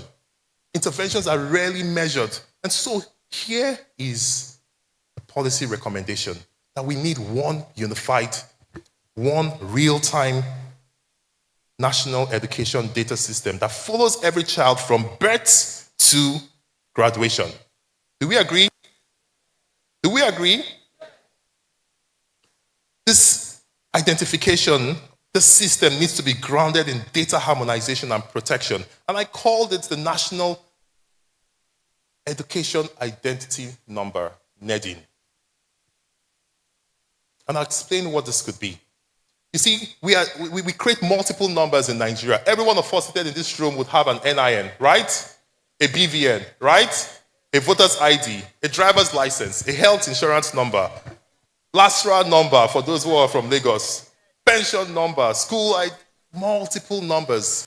And so we count our citizens repeatedly. Why can't we have a unified number that follows a child's education journey? A child can enter school today, like we said, drop out and relocate, and no one would know. Thousands of children have been displaced from neighboring communities around here in Makoko. I can tell you that we would never be able to identify many of them anymore because we don't have numbers to track them. We would say we already have a national identity number, but you understand that there's even a foundational weakness here because that is a foundational identity. The NIN is so powerful that it must be treated as a national security asset that requires the largest national protection. You see, when one number becomes the gateway to your banking system, to your health care, to your pension, to your education, civic life, whatever it is, weak protection becomes a national security risk. In many countries, like we know, social security number, it's highly protected. They are national assets. They are protected by strict laws. In Nigeria, our NINs are printed on passports. They are printed on slips. They are on ID cards. You can even sit on your phone and dial *346# and you will get it. So if your phone gets lost, someone can find it and access your national identification number. It's not protected. And so we need a specific number, like I said, called the National Education Identity Number, that becomes a lifelong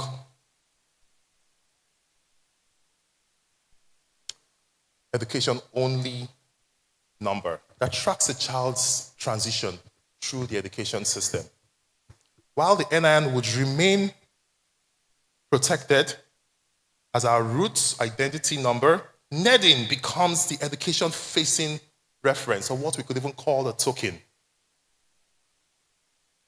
And finally, on data harmonization, we need to ensure that all schools across the country, both private and public, are digitally registered and harmonized in a national system that ensures that we can tell the states of every school in our country. This is not just about surveillance, or rather, it's not about surveillance. It's about visibility, it's about planning, it's about accountability in service of our children. Because a child enrolled on paper but absent in class is not only a threat to themselves, true or false, but a threat to the society and a demographic boarding waiting to happen. So do we agree that we all need NEDIN?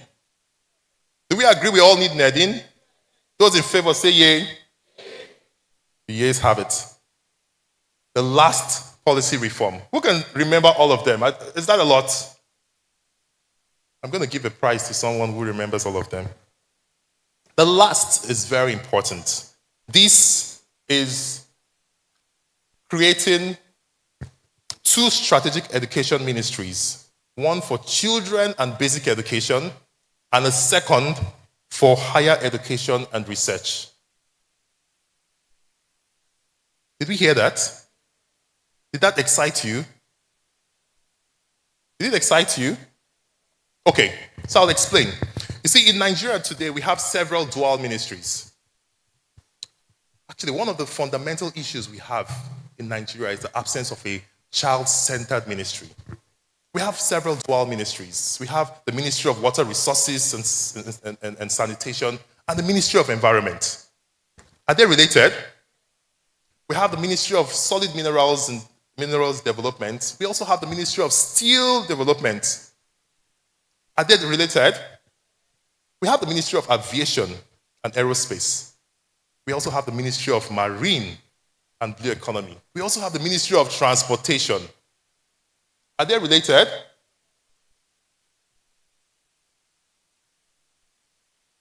But you see, this is another interesting one. We have the Ministry of Communication, Innovation, and Digital Economy. And then we have another ministry for innovation, science, and technology.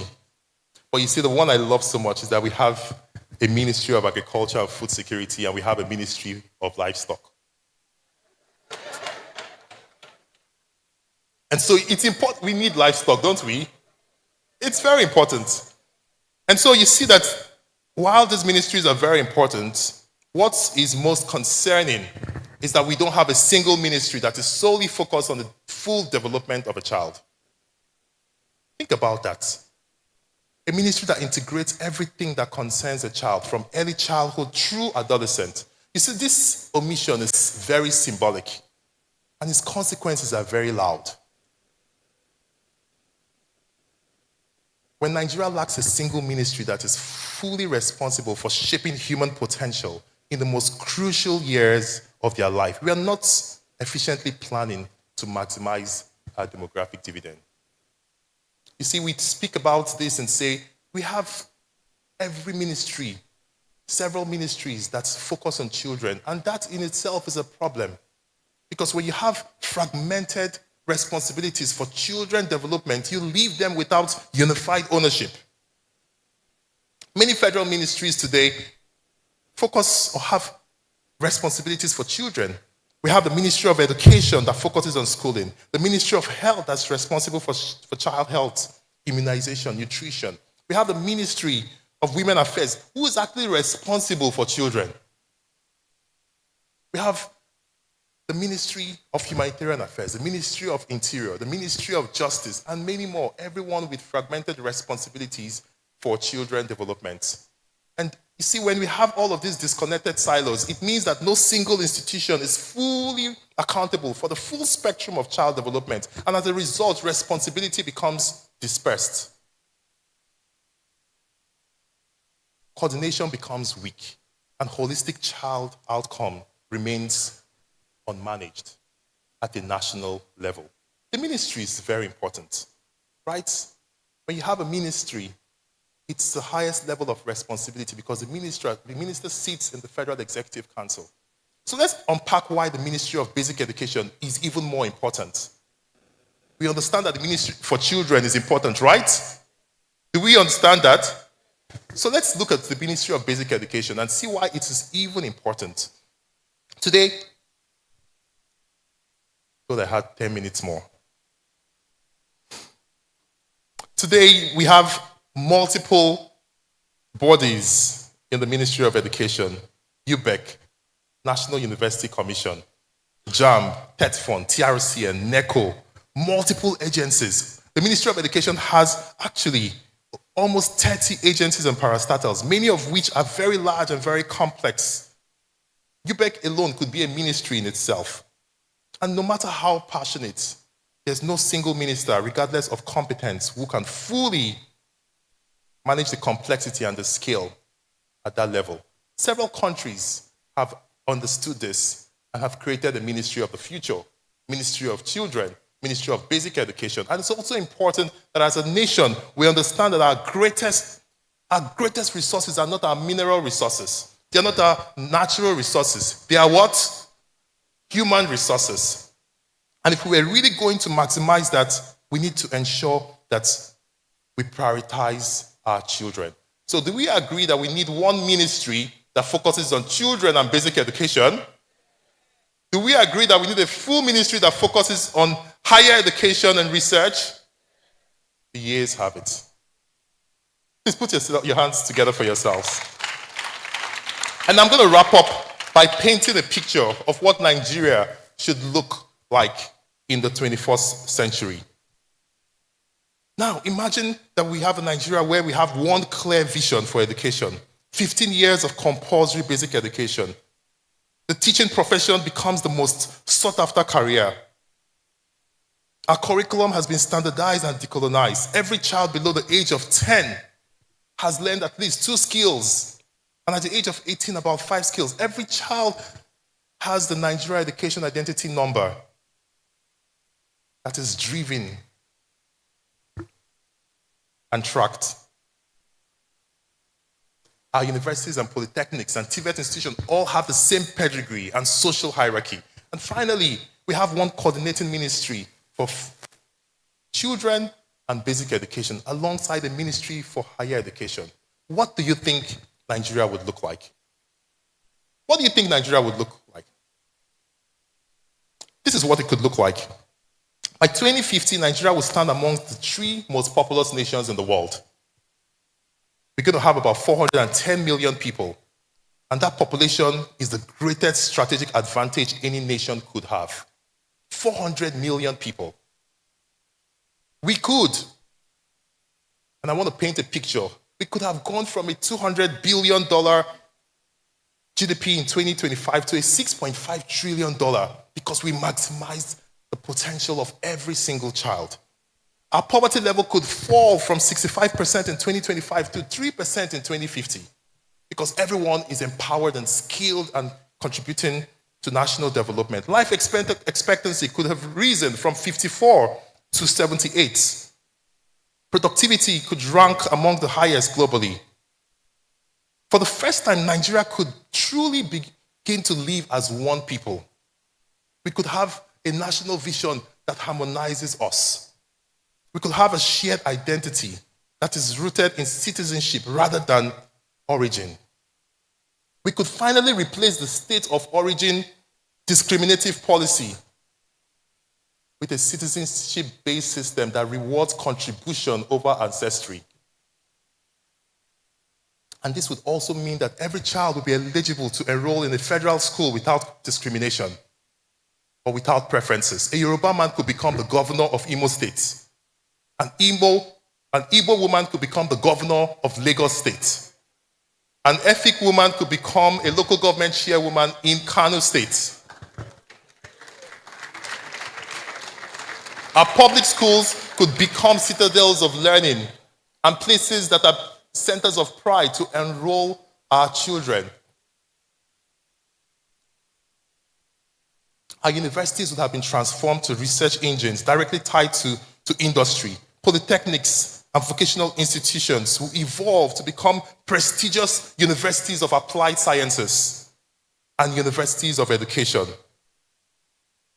You see, I believe that petroleum exports could also increase and largely produced locally. And beyond petroleum, our mineral exports and production would also significantly increase beyond petroleum, right? But that would not be our greatest source of income because it will become our talent. Talent will become our greatest resource. Nigeria will become a maker and not just a market. Local governments will become real engines of development and not just governance focused on the presidency. Our national assemblies would return to their true purpose, which is making laws and not just contract distributions or constituency projects. I didn't say that. And so it's important for us to know, right, that if this happens, Nigeria, as a people, we would stop shrinking ourselves. We wouldn't get to a border or an immigration stop and panic. We would not soften our accent. Our excellence would no longer be considered as foreign. We would no longer japa for survival or validation. We would travel for contribution and global development. Our green passport will become global symbols of competence, of confidence, and of contribution. Our passport will have the potential to take us into 190 countries. We will become proud of our identity. Our universities will become centers of excellence. Lagos will be ranked, University of Lagos will be ranked at the same par with Harvard University, with Oxford University, as a top 10 university in the world. And when this happens, when a nation of 400 million people understands this, that we must become productive as a people, we will become globally respected. We would shape how Africa is seen. Actually, we would shape how the black identity is perceived. For the first time in modern history, black excellence will no longer be exceptional. It will be systemic. It will be commonplace. But this would only happen because our generation have decided that education is not just going to be treated as charity. It will be treated as our greatest national infrastructural project.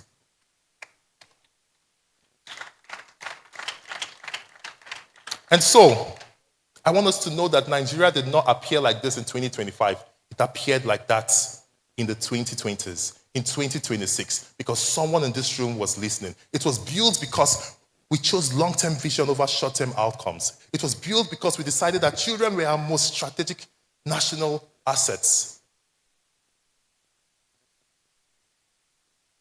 And when history records and says that this happened in the year 2026 and 2027, what will it say you had done? Did you have the courage to build this, or did you avoid the conversation? Did you stay back to build your nation, or did you look for an easy way and avoid the conversation? We all have a role to play. This is our nation. Our inaction is the action of several players. And I want us to know that we all have a very important responsibility to think of our contribution, our actions, what we will do to make this nation become one of the greatest nations in the world. Thank you for listening, and God bless you. Well done.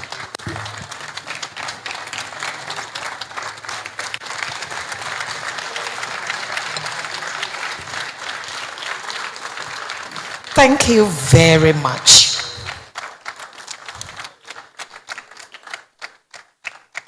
Thank you.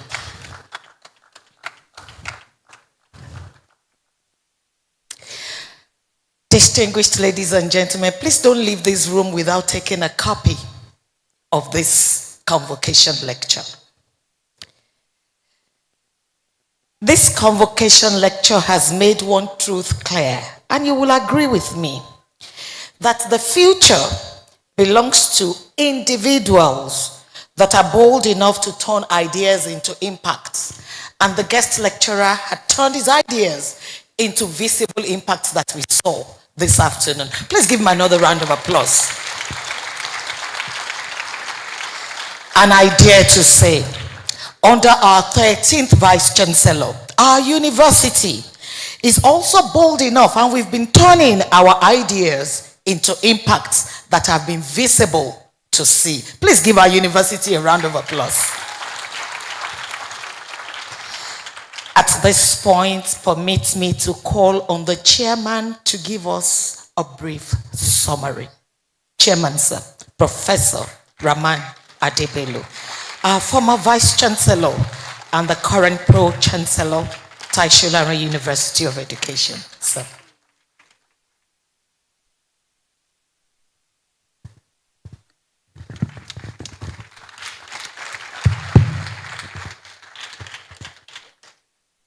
First and foremost, let me congratulate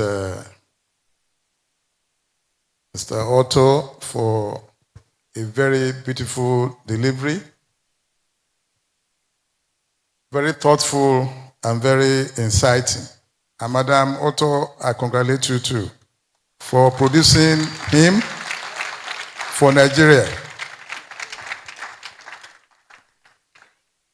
When I came earlier on, I was trying to tie what he would say to the vision of Madam VC.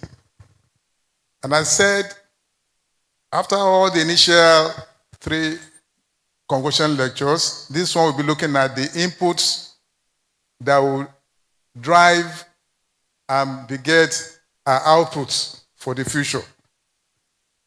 If all he has prescribed today were implemented, the university system would be the very easiest to deal with.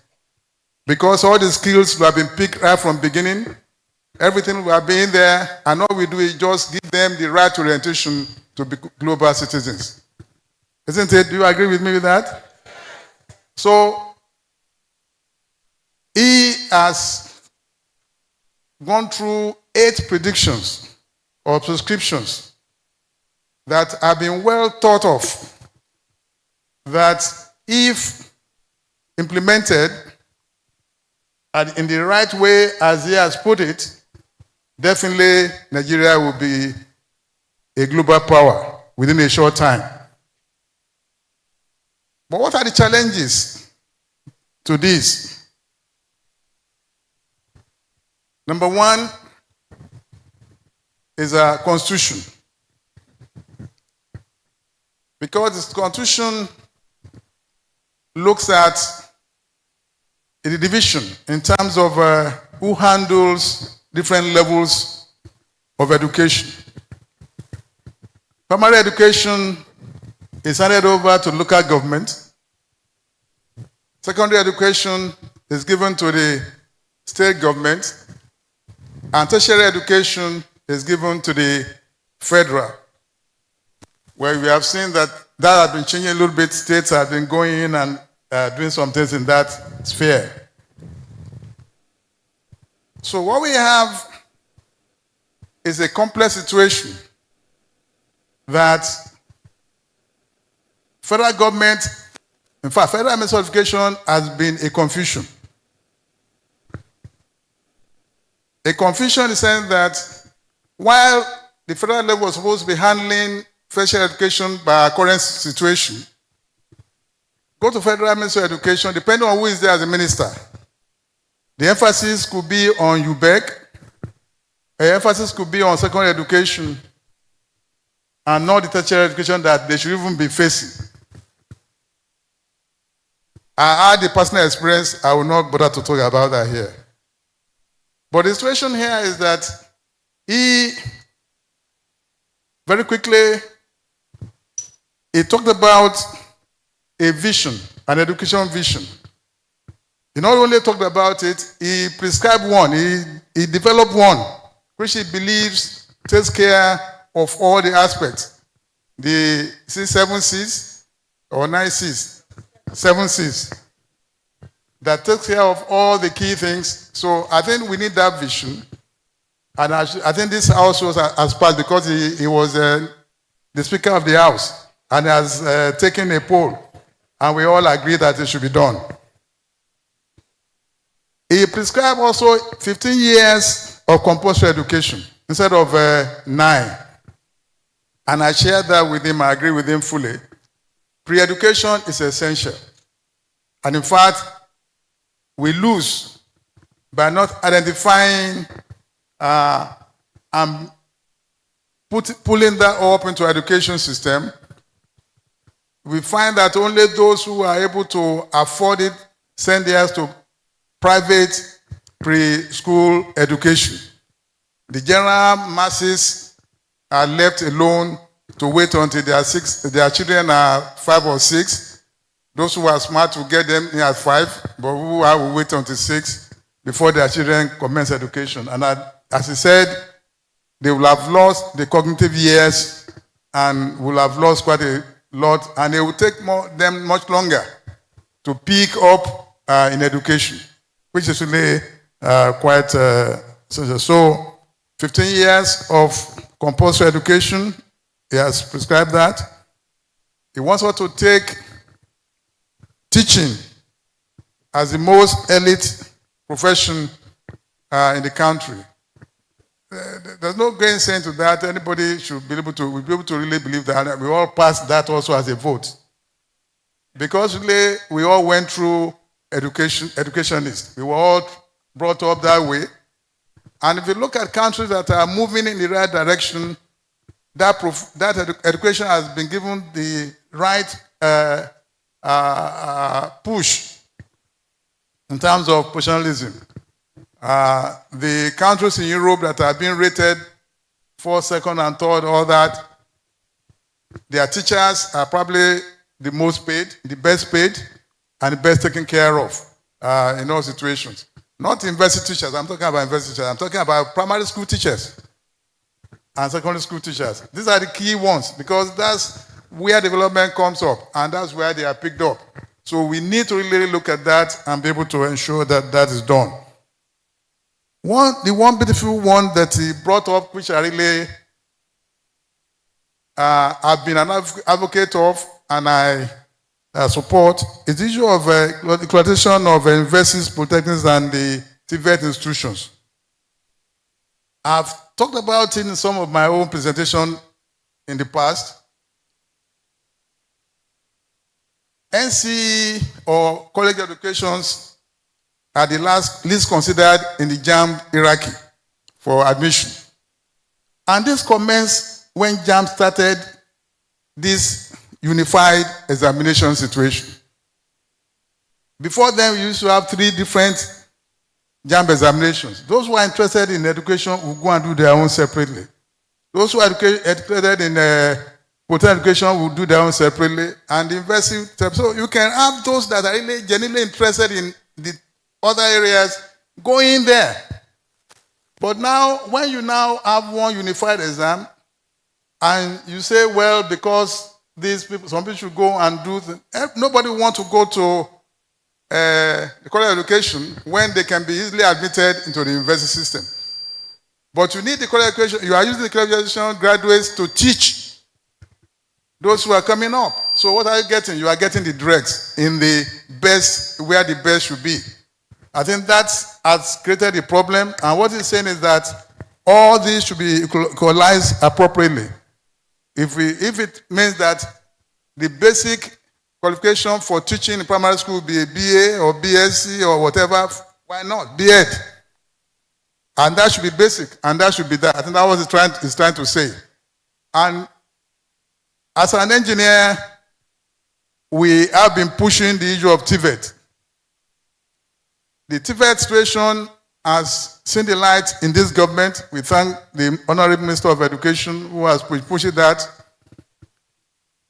When the C334 system commenced, it was, everybody had hope that that would push us into the next era. But what has happened to the implementation? A kaput. The 9 years of compulsory education was supposed to really be the skilling year, just like I mentioned. After the primary education, if we don't have enough of resources to do too much skilling in primary education, the JSS level was supposed to be the skilling thing, where you have that. The counselors who are supposed to be available to now counsel you into the right areas of professionalism and areas of expertise are now fizzled out. That what we find, rather than the state government, that's what I said, the issue of state, local government, and federal hierarchy in terms of education really comes up, and that creates a problem. The state government are supposed to be able to get the tanker schools and secondary schools and equip them with all the materials for tanker education and other skill education fizzled out. So all you do is you go from GSS 3, you just automatically go to SS1 up to 3, and most of them drop out. That's why you have that large number of rates of dropout, because they have not been processed through areas of competence that they have developed in their early and contemporary years. I think that's the right thing to do. So I agree with that, and we all agreed during the voice vote. I voted for it through myself. He proposed and suggests the colonization of the national curriculum. I can agree less on that. Well, if it's easy to do, I know it's not that easy, but it will take ages. It will take years to come up with that. But we need to start declassing ourselves and be able to do away with all those things that we came up during the colonial era that we have not really sent back. The issue of English being the basic thing and mother tongue being taught, but we lost quite a bit over this, but then I think his prescriptions are quite right in this. Skillization of education, I think I've mentioned that. If the skills are picked up at the early years, the better for the system, the better for the country, and better for the university system as well. Because when they come to the university, they already know what they want. They know what they want to do. And so all we just go into the system, and then they get the best of what they can get, and then go out to be very qualified, competent global citizens. I think that's what he's saying, which I agree with fully, yes. Data, we can't do anything without data. And he has suggested another IN situation, whatever. We have so many INs. If that will work and that will help, it has to be national in nature, and it has to be done, I think it will help education. The last one on the creation of 2 education ministries, one for children and basic education and higher education and research. Well, if it will help, But I said, I was just passing comment on the side. I said, yes, the federal government, by our constitution currently, by the way we operate, is to be able to drive higher education. Definitely, they should concentrate on higher education. Yes, we can have another Minister of Basic and Children and Basic Education, which may not be able to implement, but coordinate the other subnational governments in their own constitutional duties of handling both the secondary and the primary. Secondary is for state government and primary is for local government. So a ministry can be there to coordinate the activities, but not than implementing. But for implementation and everything for higher education, it is prerogative of the federal government, and that federal Ministry of Education will make it more distinct. And what we're saying about all the controls will be very much easier. And then the education, when you now have all the distinction between college education, polytechnic, and not being there, it will be so easy for them to also to run and for things to work for tertiary education. So these are what he has done, what he has prescribed, and we have all agreed with him. And I do agree in principle. And as I said at the beginning, if what he has prescribed here is implemented to the letter, I think those who will be best off for it will be the university system. And University of Lagos, who, as he mentioned, will be competing to be in the first 2 or 3 universities over the world. Because what we are putting in here, by the time you look at it compared to what Harvard or any of these number 1 universities are putting on, they're not comparable. If we are standardized the same way, and we have the same inputs, and we have the same resources, definitely, with our efforts currently that we have, University of Lagos should be in the first 1 to 5 universities in the world. So thanks so much for listening. I believe this convocation lecture will drive us towards Madam VC's vision of being a futuristic university, and it has contributed in no small measure to achieving that objective. Thank you, and have a beautiful evening. Thank you very much. We can do better. Please, let's clap. Let's make it warmer. We're gradually coming to a close, but before we finally close this convocation lecture, let me call to the podium the 13th Vice-Chancellor of our university, Professor Folashade Ogoshola, to please come in our usual tradition to say thank you to the chairman and to the guest lecturer. Please, ma'am.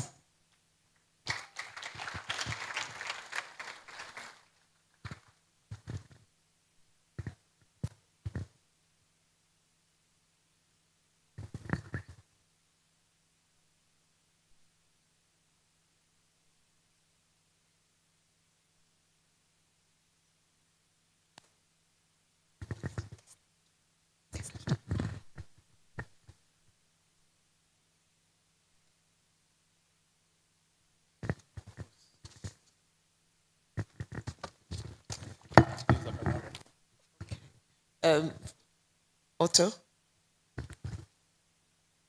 Let me.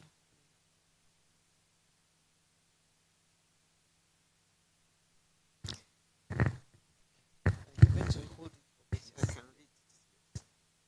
read. This, can you hold it? Yes.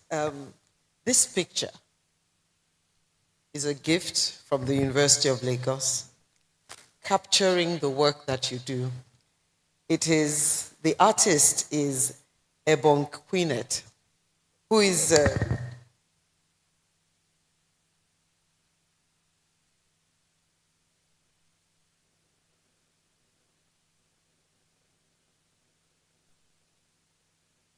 Bon Queenet, yes, who is a graduate of the University of Lagos. She just finished, so she's doing her youth corps.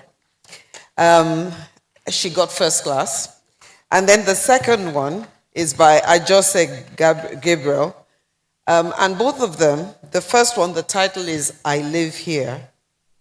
And the second one is Makoko Experience, Survival. That's the name. Both of these are to remind you of this lecture and of the work that you do. Congratulations and thank you. You really gave us a thought-provoking lecture.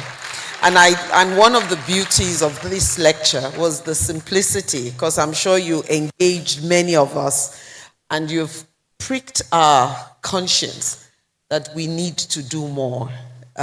We need to go beyond talking about Nigeria happened to us. We are the Nigeria happening to people. So we're all part of the happening. And so we must change that narrative. Thank you very much. So whenever you see, we've written everything at the back, so you understand. These are original. Thank you.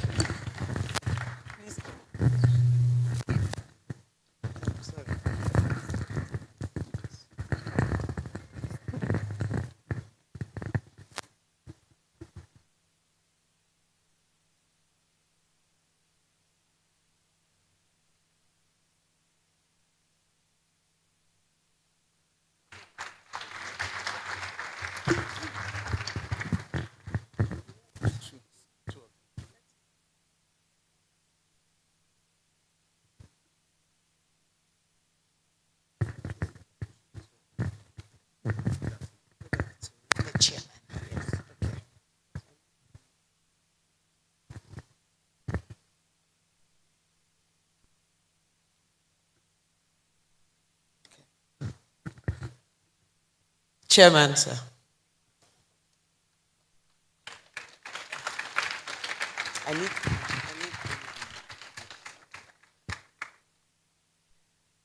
It has become our tradition, actually, to give as gifts the works of our students. So this one, the top one is from Olufemi Murakinyo. It's called Our Tree, Our Space. And the second one is by Ifeoluwa Folakemi George. And it's called, what's that? Escape from the Middle East. They are all from the Department of Fine and Applied Arts Collection. Thank you very much.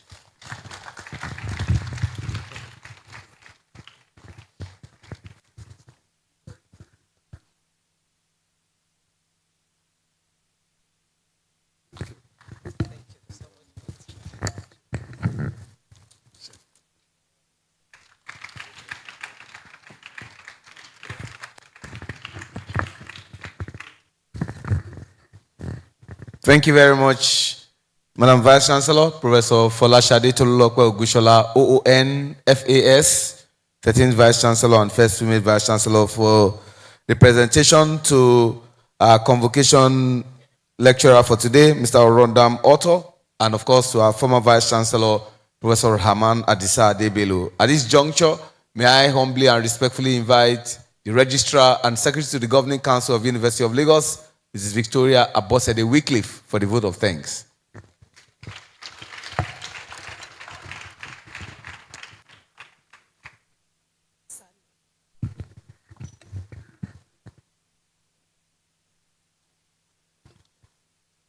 The chairman of the occasion, Professor Rahaman Adisa Bello, FAEng, former Vice-Chancellor, University of Lagos, current Pro-Chancellor, Taisholani University of Education, Ogun State, and President, Nigerian Academy of Engineering.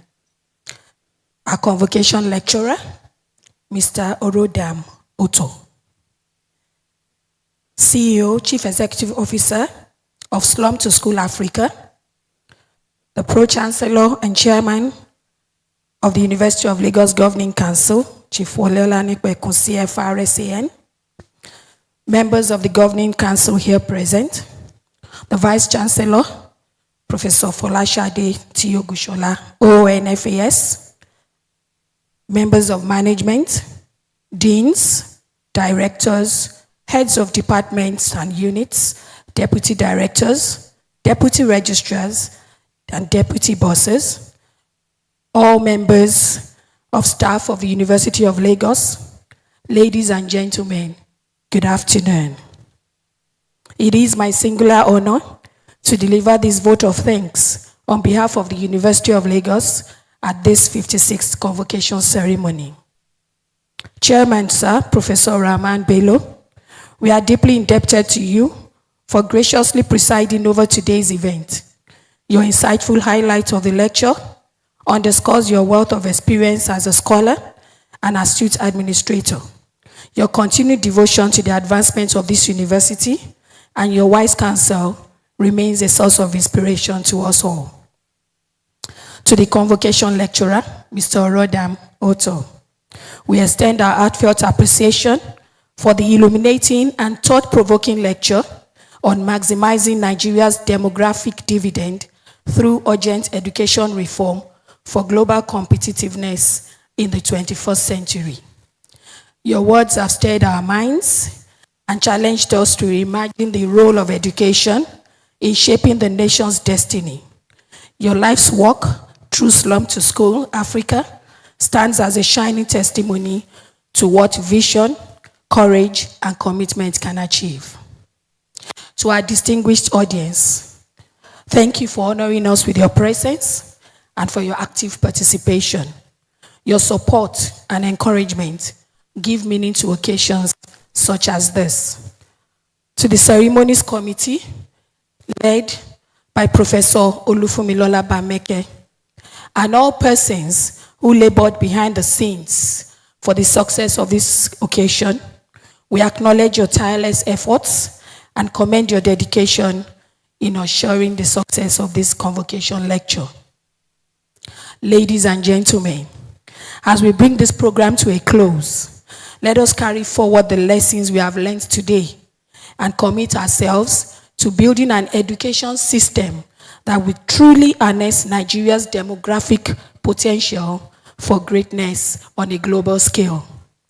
Thank you all for coming. God bless us all. God bless the University of Lagos, and God bless our nation, Nigeria. Thank you.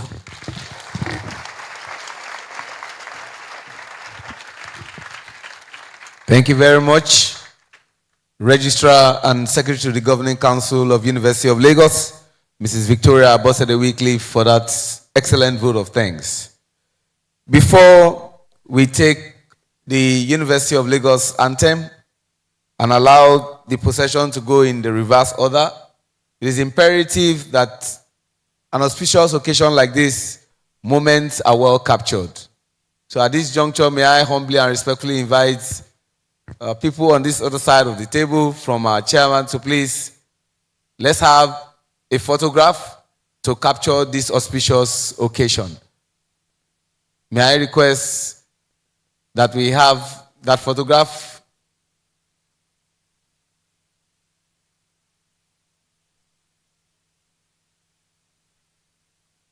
And after this photograph, I will also respectfully invite members of the Governing Council, the apex body of University of Lagos, to please come for their own photograph also.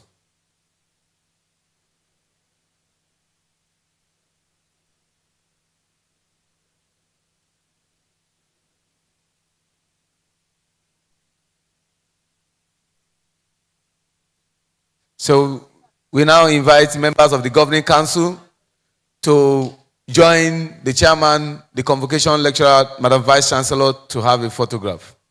We are deeply grateful for your support to the university administration. In no small measure, we are saying thank you to the Governing Council.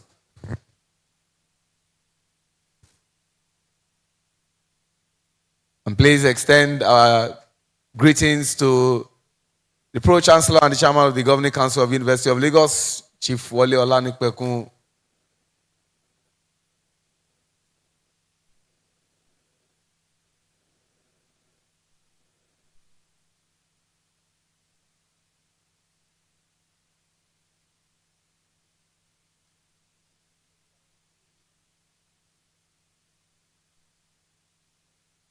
Please, we'll also have the mother of our convocation lecturer to please come on stage. Let's give her a round of applause.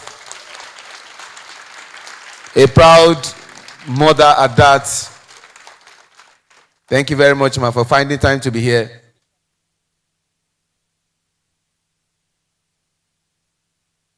Stand by your son and say scripturally, "This is my beloved son, in whom I'm very well pleased."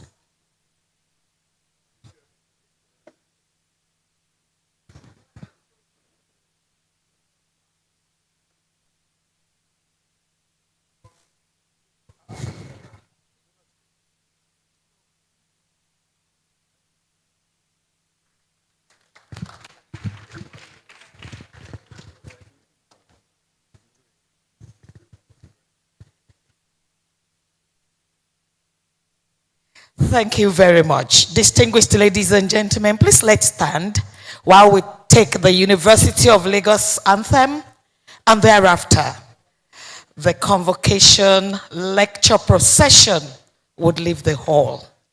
Kindly clear the aisles, please. Kindly leave the aisle clear. Thank you. Photographers, clear the aisle, please.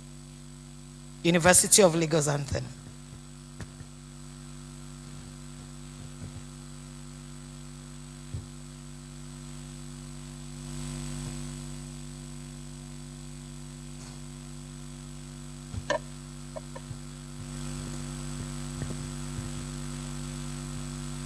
University of Lagos, the rising sun, a fountain of excellence, a citadel of learning by the lagoon front, home of sound mind. Indeed and in truth, we rise beyond the skies. Our mission is to uphold our great heritage. We are the nation's pride.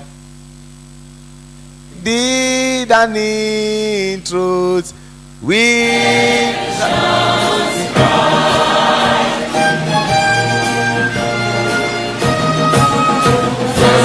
in scholarship and excellence, great in knowledge and character, producing exemplary global leaders. God bless UNILAG.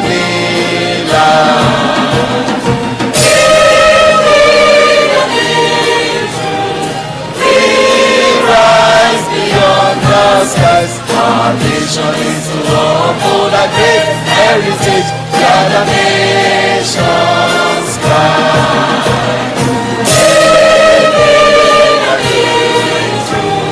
We rise beyond the skies. Our mission is to uphold our great heritage. We are the nation's pride.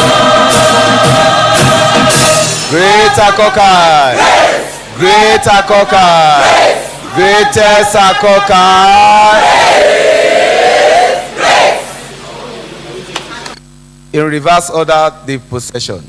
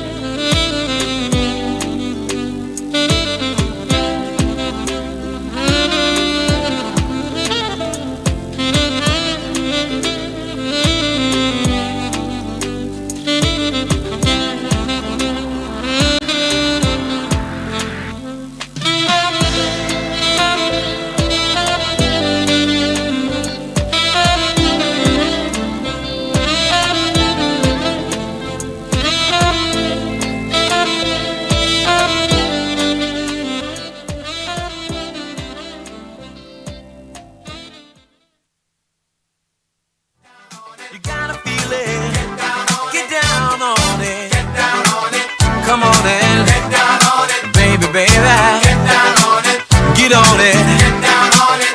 I say, people, what you gonna do? You gotta get on